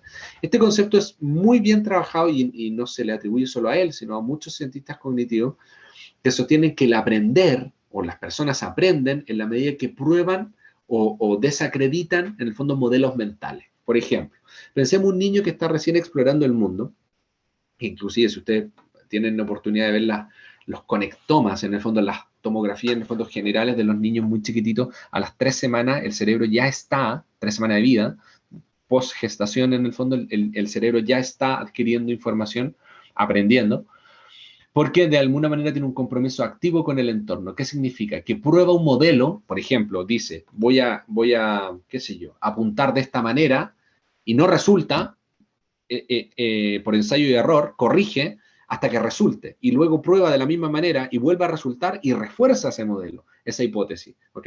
Es decir, que el aprendizaje no es otra cosa que la continua puesta en escena o la continua puesta en test, en evaluación de modelos predictivos de la realidad, donde la atención juega parte, porque tengo que estar activamente, atentivamente involucrado con la realidad. ¿Ok? Si se fijan, de a poco estoy colando ahí, introduciendo el concepto atentivamente, cognitivamente, metacognitivamente comprometido con la realidad. ¿Ok? Bueno, pero estoy a un nivel muy cognitivo. Entonces, atención, el primer componente. El segundo es compromiso activo. ¿Qué tiene que ver con compromiso activo? Que en el fondo el infante, pero también el niño y también el adulto, en el fondo, están comprometidos con el testeo de modelos, en el fondo. Modelos predictivos de la realidad. ¿Qué significa eso, Gabriel? Que si voy a aprender a manejar, me subo a un auto, por ejemplo. Esto puede pasar en la vida cotidiana, ahí como en el colegio. Y voy manejando y en el fondo veo que así me resulta, bajo ciertos movimientos. Esa vía de aprendizaje se va a ver fortalecida por la repetición, ¿ok? Y el entrenamiento, a tal punto que yo luego la adquiera ya sin compromiso de la atención, sino que sea automático. Es por eso que ustedes cuando manejan, y si yo les, no sé, si manejan hace mucho tiempo y yo les pido en el fondo cuántos cambios pasaron, probablemente usted me diga, no, ni siquiera me preocupé de eso, me preocupé más de lo que estaban dando en la radio, ¿te fijas? Es una actividad que está automatizada. Ok, atención y compromiso activo. Tercero, señal de error y sorpresa. El sistema cognitivo no solo detecta señales del ambiente, ¿ok? Sino también es capaz de detectar error y producir un estado de sorpresa. Estas señales corticales son extremadamente relevantes, dado que permiten confirmar hipótesis, ajustar hipótesis o bien descartar modelos y aprendizaje erróneo.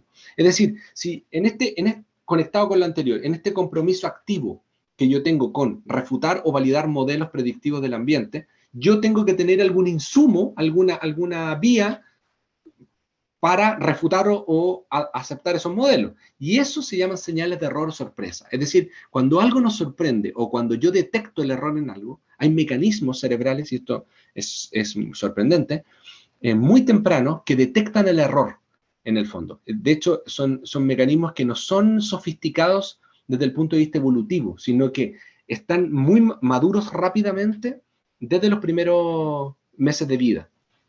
Por ejemplo, cuando, creo que lo tengo acá, sí. Por ejemplo, este es un estudio de Anne con Lambert, que es su esposa, que ellos estudian resonancia magnética funcional en niños, por ejemplo, y aquí tienen un cerebro, aquí tienen una resonancia magnética donde ven al niño escuchando las palabras de su propio idioma. Es decir, que a los primeros días a las primeras semanas de vida, ya en el fondo los niños reconocen, pueden distinguir cerebralmente, obviamente que no le preguntan nada, pero pueden distinguir en el fondo cuál es su propio idioma y cuál es un idioma extranjero. Ya lo pueden distinguir, porque de alguna manera ya acumularon la información suficiente de ese modelo. Y los cerebros adultos responden en el mismo sentido. O sea, lo que les quiero decir es que la señal de error y sorpresa, en el fondo, es necesaria para aprender. Yo necesito tener un mecanismo sano, cortical, que me permita detectar cuando el modelo de aprendizaje está errando y me doy cuenta y me sorprendo. ¿Ok? Si yo no tuviese la capacidad de detectar el error, y es una capacidad cognitiva, en el fondo, yo no podría nunca saber que no sé, o no podría nunca saber que estoy en una vía equivocada y que tengo que, por tanto, corregir mi comportamiento. ¿Ok? Si la sorpresa no fuese posible, no fuese un fenómeno cognitivo intrínseco al desarrollo normal del cerebro, ¿ok? Yo no tendría cómo validar, por ejemplo, una anomalía en mi aprendizaje, por ejemplo. ¿Ok?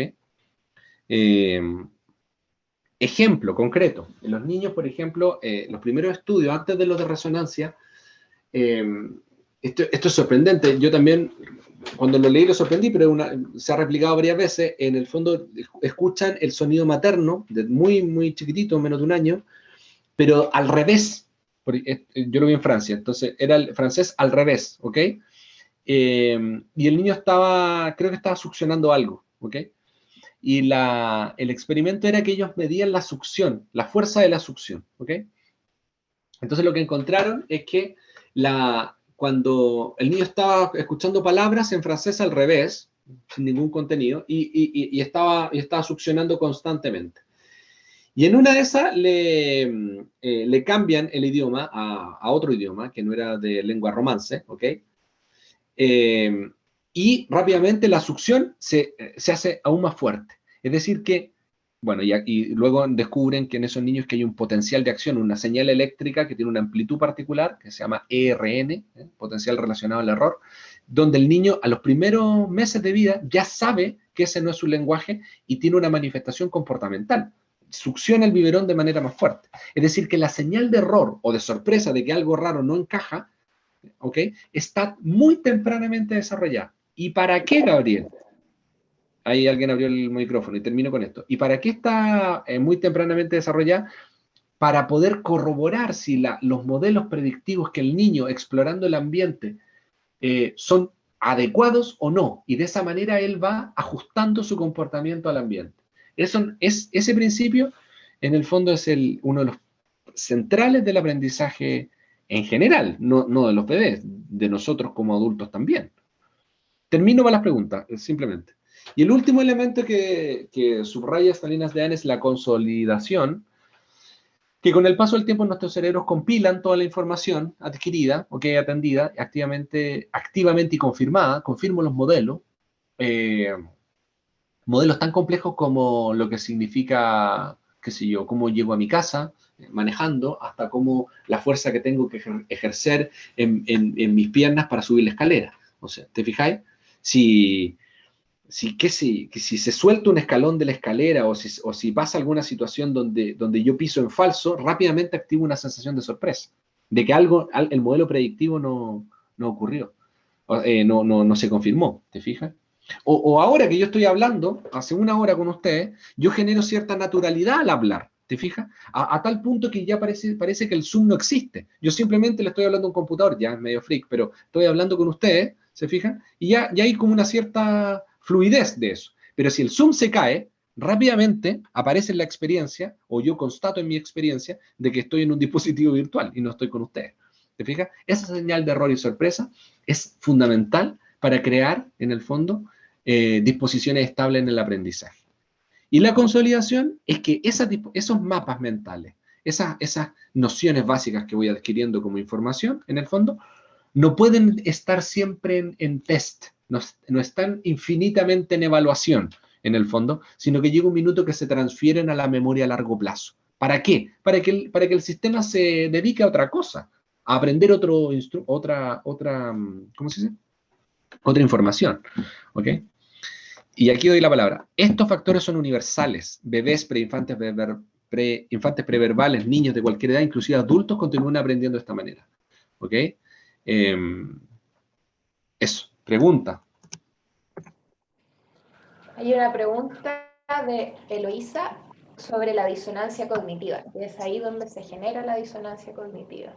Claro, la disonancia cognitiva Leon Festinger en 1953 viene a sostener lo siguiente, para los que no lo conocen, que en el fondo es un estado de, ¿cómo se dice?, de sorpresa cognitiva o de choque cognitivo o de desfase cognitivo cuando en el fondo el sujeto deviene consciente producto de que la regla se rompe en una regularidad. ¿Qué sé yo? Voy manejando o por ejemplo, algo no tan burdo. Cuando, por ejemplo, yo espero que una persona se comporte de tal manera y se comporta de otra y me sorprende. ¿Te fijas? Eso sería una disonancia cognitiva. ¿Hay otra pregunta? Sí, si no hay espacio cognitivo en el estudiante, puede generar perseverancia al error o respuestas automatizadas. Es un buen tema. Sí, exacto. Es excelente. En el fondo, si te das cuenta, este modelo de 4 pasos, en el fondo, ¿qué es lo que te está diciendo? Te está diciendo que el sujeto tiene que controlar activamente, en el fondo, los procesos de adquisición de nueva información para poder testearlos con lo que él creía. O sea, de alguna manera aprender es de alguna manera recrear, validar o invalidar creencias que yo tenía previamente. ¿Te fijas? O sea, en el fondo, el creer que cuando yo voy a historia y me enseñan que, qué sé yo, o a cualquier cosa, me enseñan que en matemática, por ejemplo, que la regla de 3 se hace de tal manera y que tiene una explicación, yo en el fondo creo una nueva información. Y si tenía una información respecto a ese tópico, voy a invalidar la anterior y voy a recrear la nueva. ¿Te fijas? Entonces, evidentemente que hay condiciones psicológicas como el estrés, por ejemplo, que no permiten un compromiso activo, que no permiten mantener la atención por mucho tiempo, que disminuyen, por ejemplo, la capacidad de integrar la señal de error a nuevos.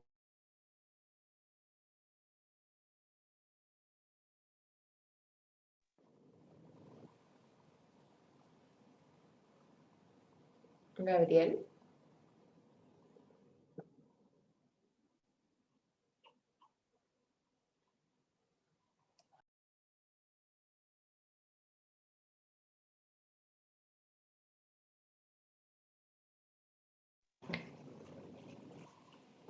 ¿Se escucha? Sí, parece que se quedó pegado Gabriel.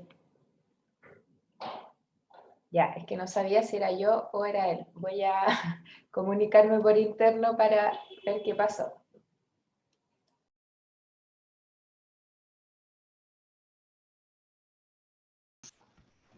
¿Me confirman que me escuchan, por favor? Fabiola. Ahora sí, te habíamos perdido en un rato.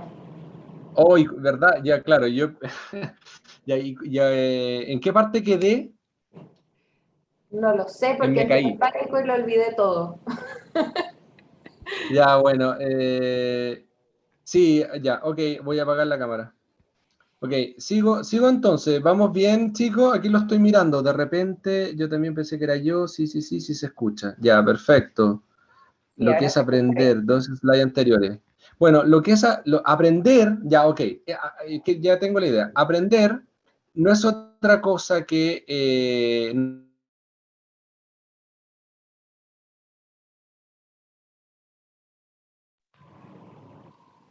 No, estamos con problemas de internet.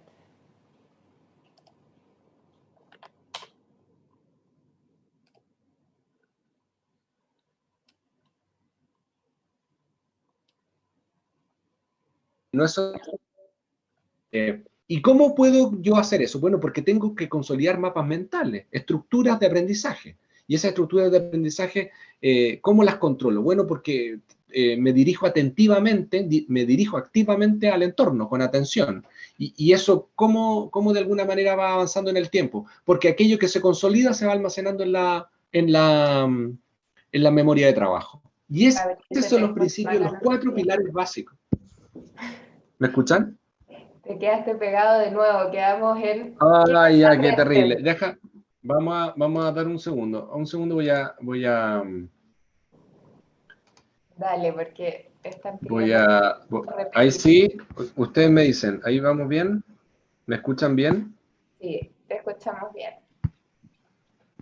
Ok, voy a repetir, ¿ok? Lo que le estaba diciendo, que los 4 pilares básicos, en el fondo, atención, en el fondo, adquirir este nuevo mecanismo que vendría siendo un nuevo mapa mental. Y por último, que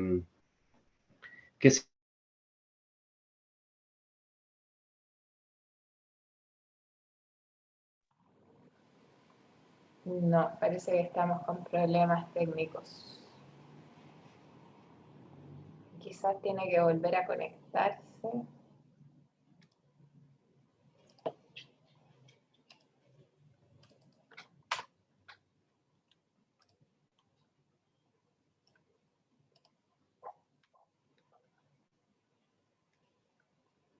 Sí, puede ser la lluvia que nos esté jugando una mala pasada.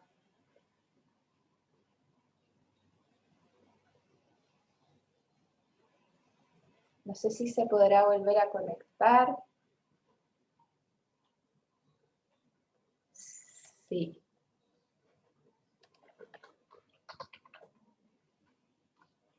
A ver si le puedo hablar por interno.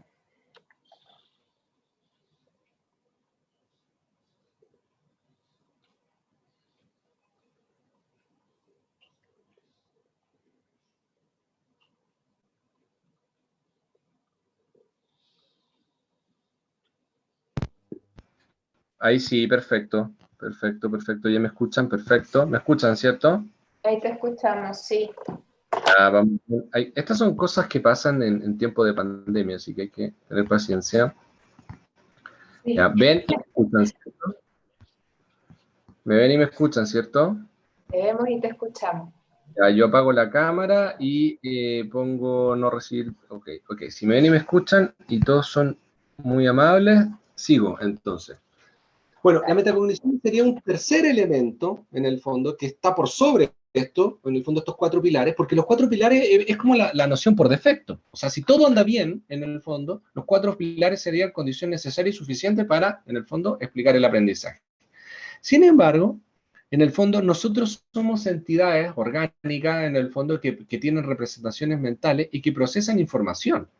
Esa situación es particularmente interesante si nos damos cuenta que nosotros tenemos una opinión o una conciencia respecto a lo que aprendemos. Es por eso que desde los años 70 en adelante está esta idea de que la metacognición, en el fondo, es una capacidad humana y que influye en tres dimensiones en el aprendizaje: en la planificación del aprendizaje, en el monitoreo del aprendizaje y en la corrección o adecuatio, dirías San Agustín, del aprendizaje, la adecuación del aprendizaje.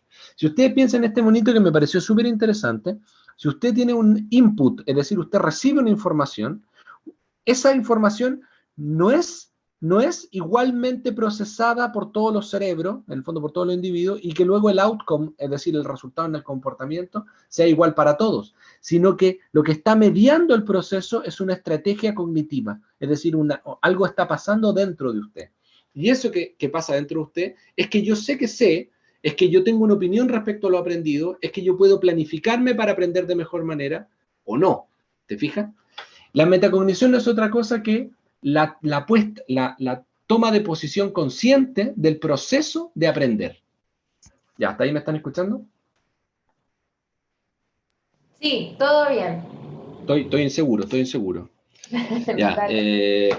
Entonces, hay distintas teorías de metacognición en educación y ahí, en el fondo, eh, hay que navegar en aguas turbulentas, porque en el fondo la ciencia de la educación tiene una historia que es más larga que la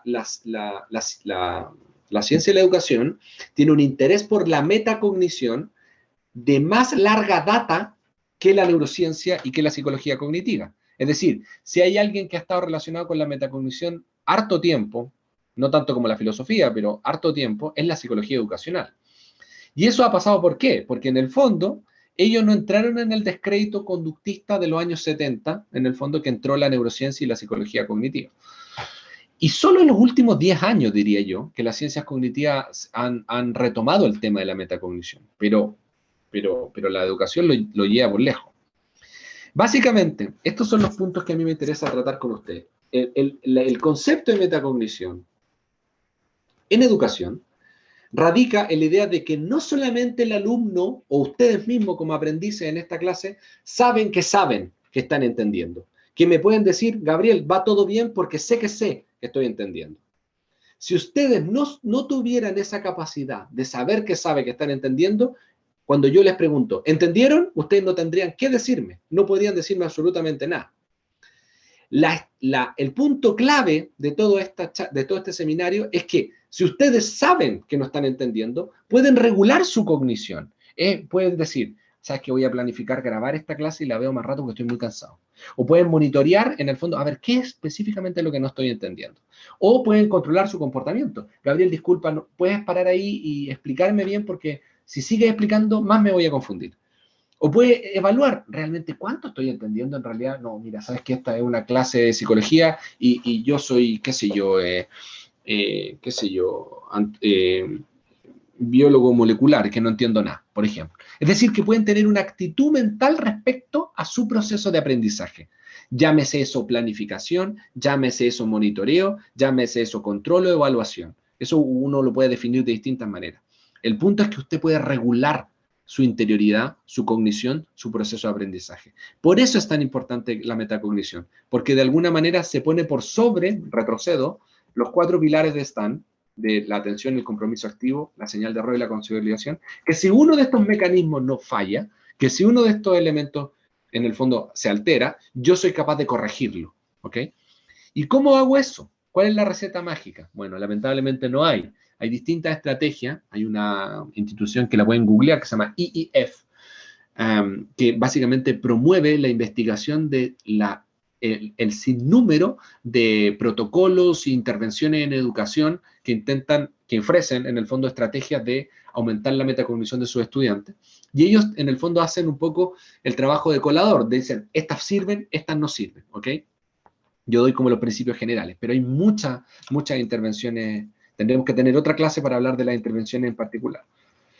Les cuento. ¿Qué es lo que sabemos desde el punto de vista de las ciencias cognitivas y la ciencia de la educación en términos objetivos?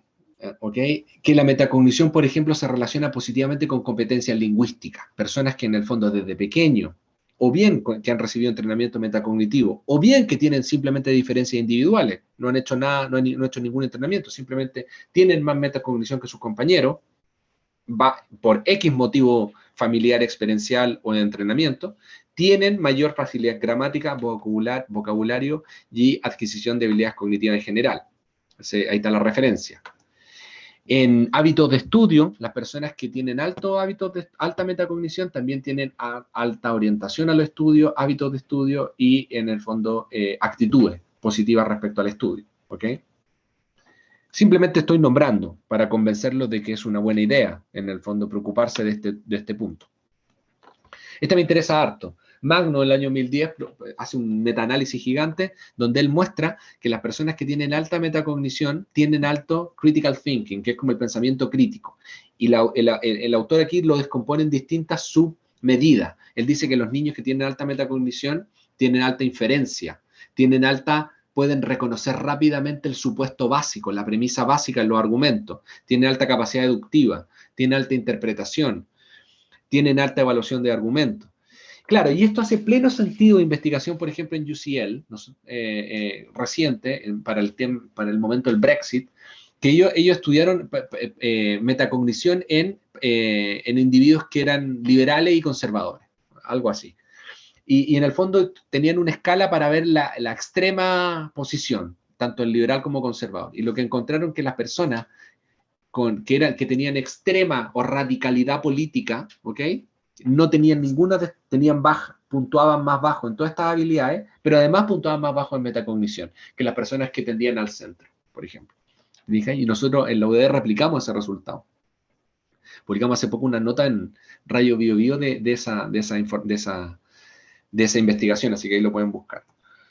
También la metacognición correlaciona con rendimiento en matemática. O sea, en el fondo, las personas que tienen mayor metacognición o altos puntajes en metacognición son capaces de buscar heurísticos, caminos intermedios, porque de alguna manera reconocen el proceso que está implicado en la búsqueda de una solución.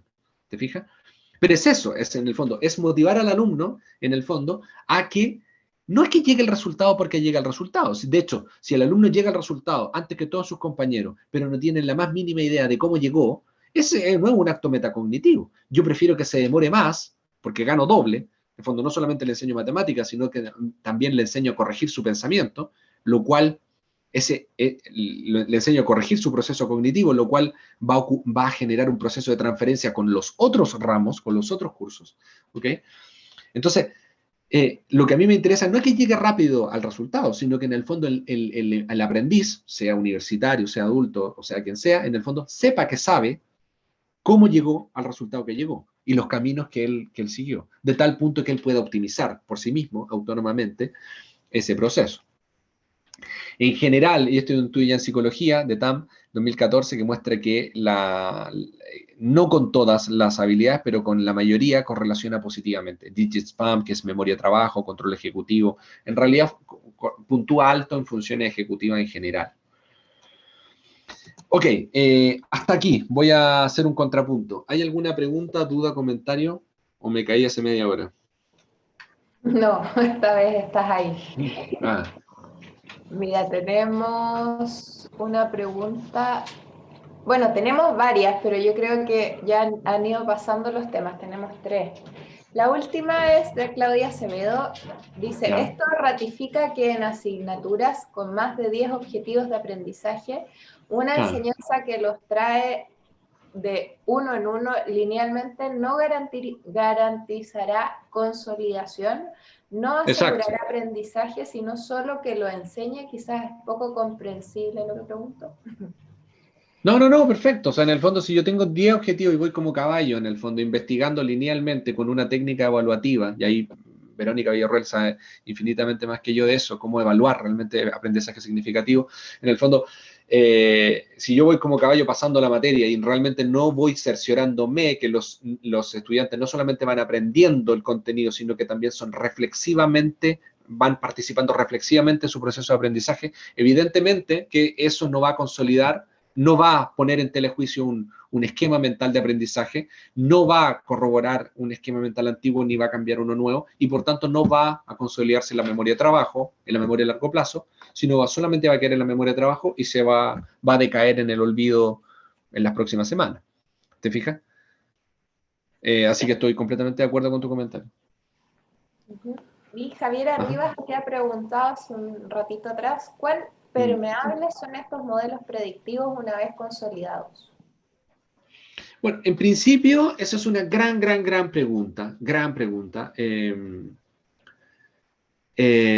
Yo cuando era más chico, cuando tenía, no sé, recién salido el doctorado, generalmente decía, no, la metacognición no se puede entrenar, pero hay una corriente científicamente fundada, ¿no? En el fondo son gente que hace estudios, neurociencia, que sostiene que en el fondo hay ventanas de desarrollo metacognitivo, ¿ok? Que básicamente, si hay solamente estudios de corte, que en el fondo evalúan 1000 personas y la ordenan por la edad, y claramente los sujetos que tienen más metacognición están entre los 20 y los 40 años, ¿ok? Que en el fondo hay un aumento de la metacognición que ocurre un pic violento en la adolescencia y que va creciendo, ¿ok? Y que después de los 40 años, en el fondo hay un deterioro gradual de la metacognición, y esto es importante, independiente de la función ejecutiva. Parece que tiene una senda de desarrollo independiente, lo cual es bueno porque en el fondo nos permite postular que es una función cognitiva nueva, ¿ok?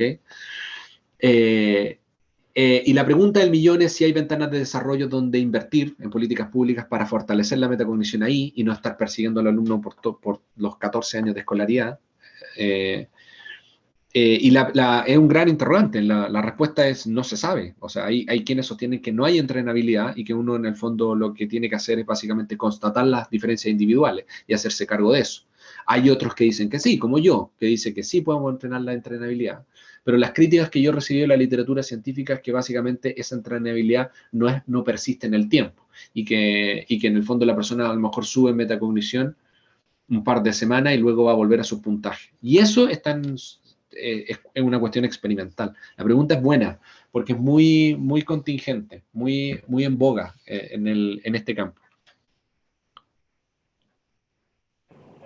¿Contesté? ¿Sí? Ujú. Andrea Pardo también comenta ahora, también entiendo, está el grupo del Proyecto Cero, Enseñanza para la Comprensión, donde se apuesta a enseñar a pensar fuertemente ligado a la metacognición. Claro, claro. Sí, hay una filósofa muy importante en Francia, aparte del grupo parte del grupo que asesora en el fondo al Ministerio de Educación. Yo soy bien cercano a ese país y a todo lo que pasa ahí. Y ¿cómo que se llama? Y ahí hay mucha gente trabajando en un concepto que se llama critical thinking, en el fondo el pensamiento crítico, no solamente para favorecer el aprendizaje singular y mundano, sino para generar agentes activos sociales y participativos en distintas esferas de lo que se llame educación, ¿te fijáis? Y las piedras, la variable cognitiva, pero central, es la investigación. No solamente lo reconocen los académicos, sino también la OECD, UNESCO, etcétera. O sea, totalmente sí. Y la última para avanzar un poquito. Hasta ahí estamos. Estamos. Ya, ya, porque tengo que ir avanzando, les voy a mostrar, hay un segundo fenómeno, simplemente porque me pareció interesante, mostrar que en el fondo la metacognición, obviamente que es mi área de estudios, me he dedicado varios años a estudiar esto, más de 10, a ver, sí. Y en el fondo tengo varios proyectos de investigación en esto, pero hay un lado oscuro de la luna, es decir, que hay una parte en el fondo que no es metacognición o que la literatura dice, bueno, cuando un niño, un estudiante o uno mismo no está haciendo metacognición, ¿qué está haciendo en el fondo? ¿Dónde está? Y es una gran pregunta. William James, en Principio de la Psicología, en el capítulo 7, en el libro azul, lo recomiendo a los que son psicólogos aquí, sostiene que la conciencia, el estado consciente, no es sino un símil a una ola, donde en el fondo el sujeto deviene consciente, ¿cierto? Y luego, de alguna, hay un estado como de rest phase, así como de fase de descanso. A esa fase de descanso se le ha postulado como lo opuesto a la capacidad metacognitiva y se le conoce como divagación mental, ¿ok? Y se le ha dicho se ha sostenido que en el fondo en el proceso de aprendizaje ocurren todos estos principios motivados metacognitivamente, pero que en el fondo cuando estos principios en el fondo ya operan y ya ejercieron su producto, el acto consciente atencional sobre el estado mental, luego decaen. Y el cerebro nunca queda en nada, si no hay algo como que el cerebro se apague, ni siquiera cuando uno duerme, sino que entra un periodo que se llama mind wandering o divagación mental, ¿ok? El mind wandering o divagación mental es otro fenómeno psicológico que solamente lo traigo para que entiendan metacognición en negativo, es decir, como en un contrapunto. Esa es mi motivación, por qué se los presento, ¿ok? ¿Qué es lo que no es mind wandering? Es metacognición, ¿ok? ¿Qué es el mind wandering entonces? Es la desviación del pensamiento en el que la atención se desplaza de una tarea a otra, a una interna a otra externa. Esa es una definición. Ahí está la cita. Hay gente como Schuller, que es un gran científico en la Universidad de California, que sostiene que constituye aproximadamente el 50% de la hora de trabajo de una persona. O sea, en el fondo, el 50% uno está atendiendo y en la otra está en piloto automático, básicamente. Antes de pasar a la otra, el mind wandering en el fondo lo han postulado, lo han sostenido como este fenómeno. Ustedes me cuentan si es que lo han vivido o no. ¿Me están escuchando, Fabiola, cierto? Sí, perfecto. Como cuando ustedes llegan a la casa hoy día tarde o cualquier actividad y pescan un libro, ¿cierto? Pescan un libro y dicen como, y de hecho pasan las hojas, y en el fondo se dan cuenta que de repente vuelven en sí y se dieron cuenta que pasaron, qué sé yo, 10 hojas y no entendieron nada y ustedes quedan como, ¿dónde estuve? ¿Les ha pasado eso? ¿Han tenido esa sensación de que en el fondo están tan agotados que en el fondo las hojas pasaron? De hecho, ustedes tuvieron movimiento ocular y si hubiésemos conectado un eye tracker, en el fondo hubiéramos seguido el movimiento ocular de su lectura, pero sin embargo no tuvieron actividad psicológica consciente. ¿Les ha pasado eso? Ahí sí en el chat. Sí, sí. Bueno, ese es el mind wandering, ese fenómeno, ¿ok? Hay gente que lo explica como teoría neuronal por defecto, que por defecto tendríamos como una zona de descanso. Hay gente como William James que dice que es producto de la economía cognitiva, que el sistema no puede estar constantemente bombardeando información. Bueno, ¿por qué se los traigo a colación? Porque en el fondo el mind wandering, en el fondo tiene áreas corticales que son las opuestas a la metacognición. Uno podría entender el acto metacognitivo en el contexto escolar o en el contexto de la educación como un ir y venir entre metacognición y mind wandering, donde por un lado yo desaparezco, en el fondo descanso, ¿te fijas? Luego soy consciente, en el fondo, cambio de foco de atención a otro, me focalizo nuevamente y luego descanso y luego soy consciente, cambio de foco de atención a otro y así sucesivamente. Que en el fondo, en términos prácticos, si ustedes quieren un recetario de cómo esto se traduce en el fondo a la vida cotidiana, tú no puedes esperar que una persona tenga en el fondo un acto metacognitivo sostenido por más de 10 a 15 minutos. ¿Te fijas? Que naturalmente, en el fondo, el sistema cognitivo, la arquitectura cognitiva va a tener mecanismos de estabilización.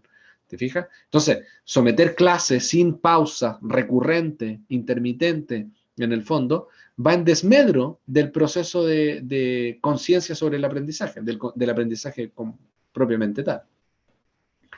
Tal es así que en el fondo se han estudiado los costos y beneficios de la divagación mental, tanto en contexto de aprendizaje como no.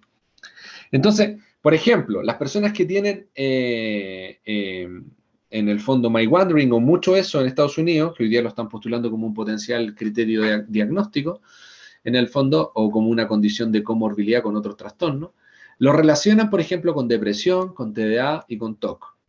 Hay otra asociación con problemas de lectura, dificultad de atención, accidentes diarios, fracaso académico, estado bajo de ánimo. Ahí está la cita. Hay una correlación positiva con el pensamiento futuro, la planificación y la creatividad, era que no. Y hay un pensamiento espontáneo, libre, está asociado con el pensamiento espontáneo, libre, debido a la ausencia de control de los contenidos y en las transiciones de un estado mental a otro. O sea, básicamente, ¿qué ocurre? Que en el fondo, pensar la metacognición en un contexto en el fondo de aprendizaje, conlleva pensar que el mecanismo no puede estar activo constantemente, ni prolongadamente en el tiempo. Necesita alternar con episodios de descanso. Y esos episodios de descanso, aunque usted no quiera, el cerebro se los va a tomar igual. Y ese es el punto. Entonces, es mejor que se los tome planificadamente desde la planificación ustedes desde sus centros de aprendizaje, ¿te fijas? A que el niño en el fondo desaparezca o el estudiante desaparezca 3 o 4 segundos en blanco y luego vuelva a reconectarse. Entonces, es un tema para debatir que me parece interesante desde las ciencias cognitivas. Bien, un poco accidentada la presentación, pero siento que es una introducción, en el fondo somera, de qué es la metacognición, cómo se entiende, cómo se investiga y cuáles son las proyecciones hacia el aprendizaje. Así que eso les había preparado por hoy día. Muchas gracias. Muchas gracias, Gabriel. No sé si... Voy a prender mi cámara. Sí, veamos preguntas. Algunas preguntas. Quedó una en el tintero. A ver. ¿Existe una línea divisoria entre la autorregulación y la metacognición? Es decir, al trabajar autores como Zimmerman, ¿necesariamente estoy trabajando metacognición? No conozco a Zimmerman, pero conozco a Gross, soy el más antiguo, a James Gross, en el contexto de regulación emocional. Tú me dices si en el fondo estoy bien o estoy hablando de otro tema, que ahí me deje una nota, no sé. Que en el fondo cuando hay procesos de regulación afectiva, en el fondo, el sujeto se pone en perspectiva respecto a lo que siente y piensa. Y ese proceso de regulación emocional, hoy día conversaba voy a cometer una infidencia, y para más remate está siendo grabada mi infidencia, así que peor aún. Pero conversaba con un postulante postdoctoral al laboratorio donde yo trabajo, en el CARE, en el Centro de Apego y Regulación Emocional, y él me decía, efectivamente, los procesos de regulación emocional debe tener a la base, en el fondo, un proceso metacognitivo. Solo así entendemos cómo los sujetos regulan su estado, conscientemente su estado afectivo. Entonces, bueno, eso lleva a otra pregunta que es más compleja que la que tú me haces, que en el fondo si la metacognición no es otra cosa que la mera conciencia, el acto de ser consciente, sea de un proceso, sea de lo que sea. Pero creo que sí, regulación emocional y metacognición y no existe literatura, debiesen estar relacionadas, sí o sí. Por eso es que en el fondo, mira, te doy otro contexto. Los trastornos obsesivo-compulsivos, los OSD, en el fondo presentan bajísima metacognición. ¿Te fijáis? El trastorno obsesivo-compulsivo. Por ejemplo, los niños que tienen, los niños con TEA, en el fondo, tienen una alteración metacognitiva baja. ¿Te fijas? Etcétera. Muy interesante, gracias. Estoy leyendo el chat. Excelente presentación, muchas gracias. Entiendo cómo interviene el estrés. ¿Me están escuchando, cierto? Sí. Ah, ya. ¿Cómo interviene el estrés en la metacognición? Pero no así las emociones. ¿Qué rol juega las emociones en los 4 pilares para aprender? Bueno, la emoción, en el fondo, siempre va a ser un contexto de apertura a todos los procesos cognitivos que vienen después. O sea, la emoción no es un... Eso era muy ochentero, en el fondo, pensar que cognición y emoción son dos mecanismos independientes que están divorciados y que no se hablan entre ellos. No, es el mismo proceso. Yo lo pensaría, para no dar una respuesta tan entramparme yo mismo en la respuesta, en el fondo como el tono afectivo que permite estoy pensando en asimetrías cerebrales BIS-BAS, para los que sepan de ese concepto. En el fondo, el tono afectivo que permite a la cognición aproximarse a una situación de aprendizaje. Por ejemplo, si un niño está en un tono afectivo de exploración, ¿okay? Tiene una sensibilidad al refuerzo positivo, no patológica, ¿te fijáis? En el fondo va a poder desplegar sus recursos metacognitivos, atentivos y consolidar esos recuerdos, en el fondo de manera óptima. Si por el otro lado yo tengo un contexto emocional iatrogénico, negativo, asociado, por ejemplo, a la inhibición del comportamiento ante un mundo peligroso por X razones afectivas, evidentemente que todos esos procesos se van a ver alterados, ¿te fijas? O sea, siempre la situación puede ser más compleja. Excelente, Gabriel, muy interesante. Ok.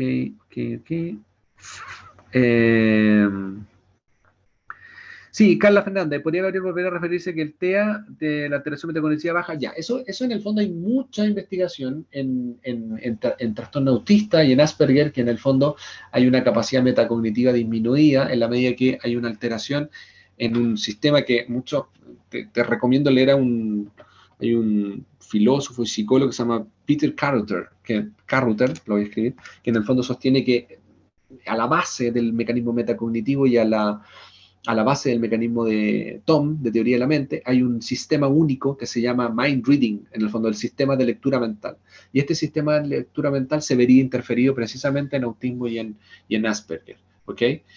Interesantemente, no en esquizofrenia. Y de hecho, me acordé, un amigo, colega que trabaja en Geneva, en el fondo en Ginebra, él estudió precisamente e investigó esa pregunta, si pacientes con EQZ en el fondo tenían alteración metacognitiva.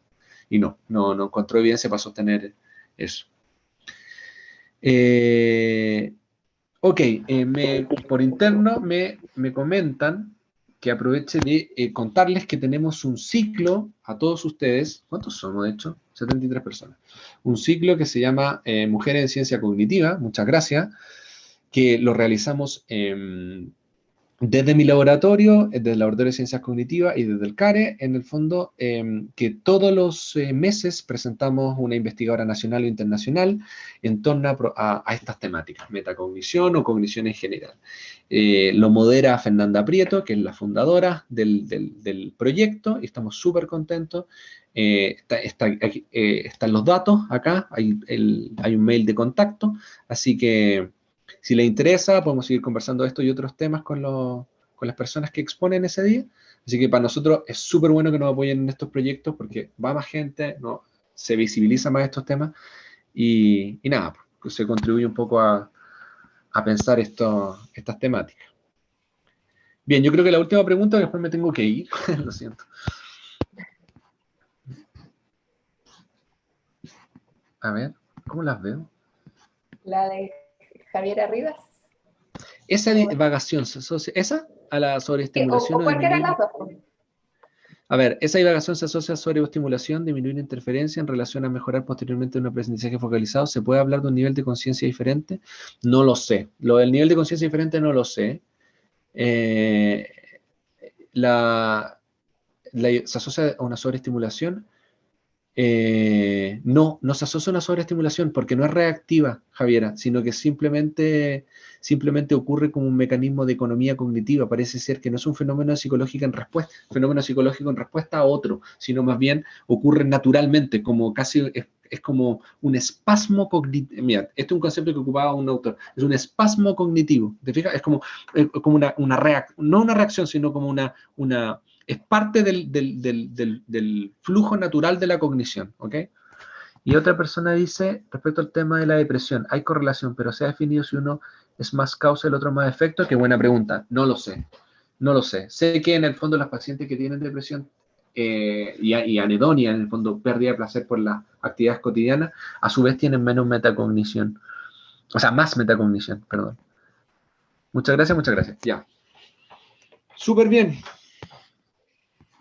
Bueno. Quedo a disposición del magíster. ¿Qué me dicen? Solamente agradecerte, Gabriel, por toda la presentación. Estuvo todo súper bueno. Y agradecerle también a todos los que participaron, que estuvieron presentes aquí con las preguntas, los comentarios. Y creo que se armó una muy buena reflexión también en torno a la presentación. Así que les agradezco a todos y todas las participantes y nos despedimos hasta la próxima. Que estén bien, muchas gracias por la invitación. Gracias Carla, que organizó también todo. Gracias Fabiola. Salud, chao, chao. Muy bien, chao, chao.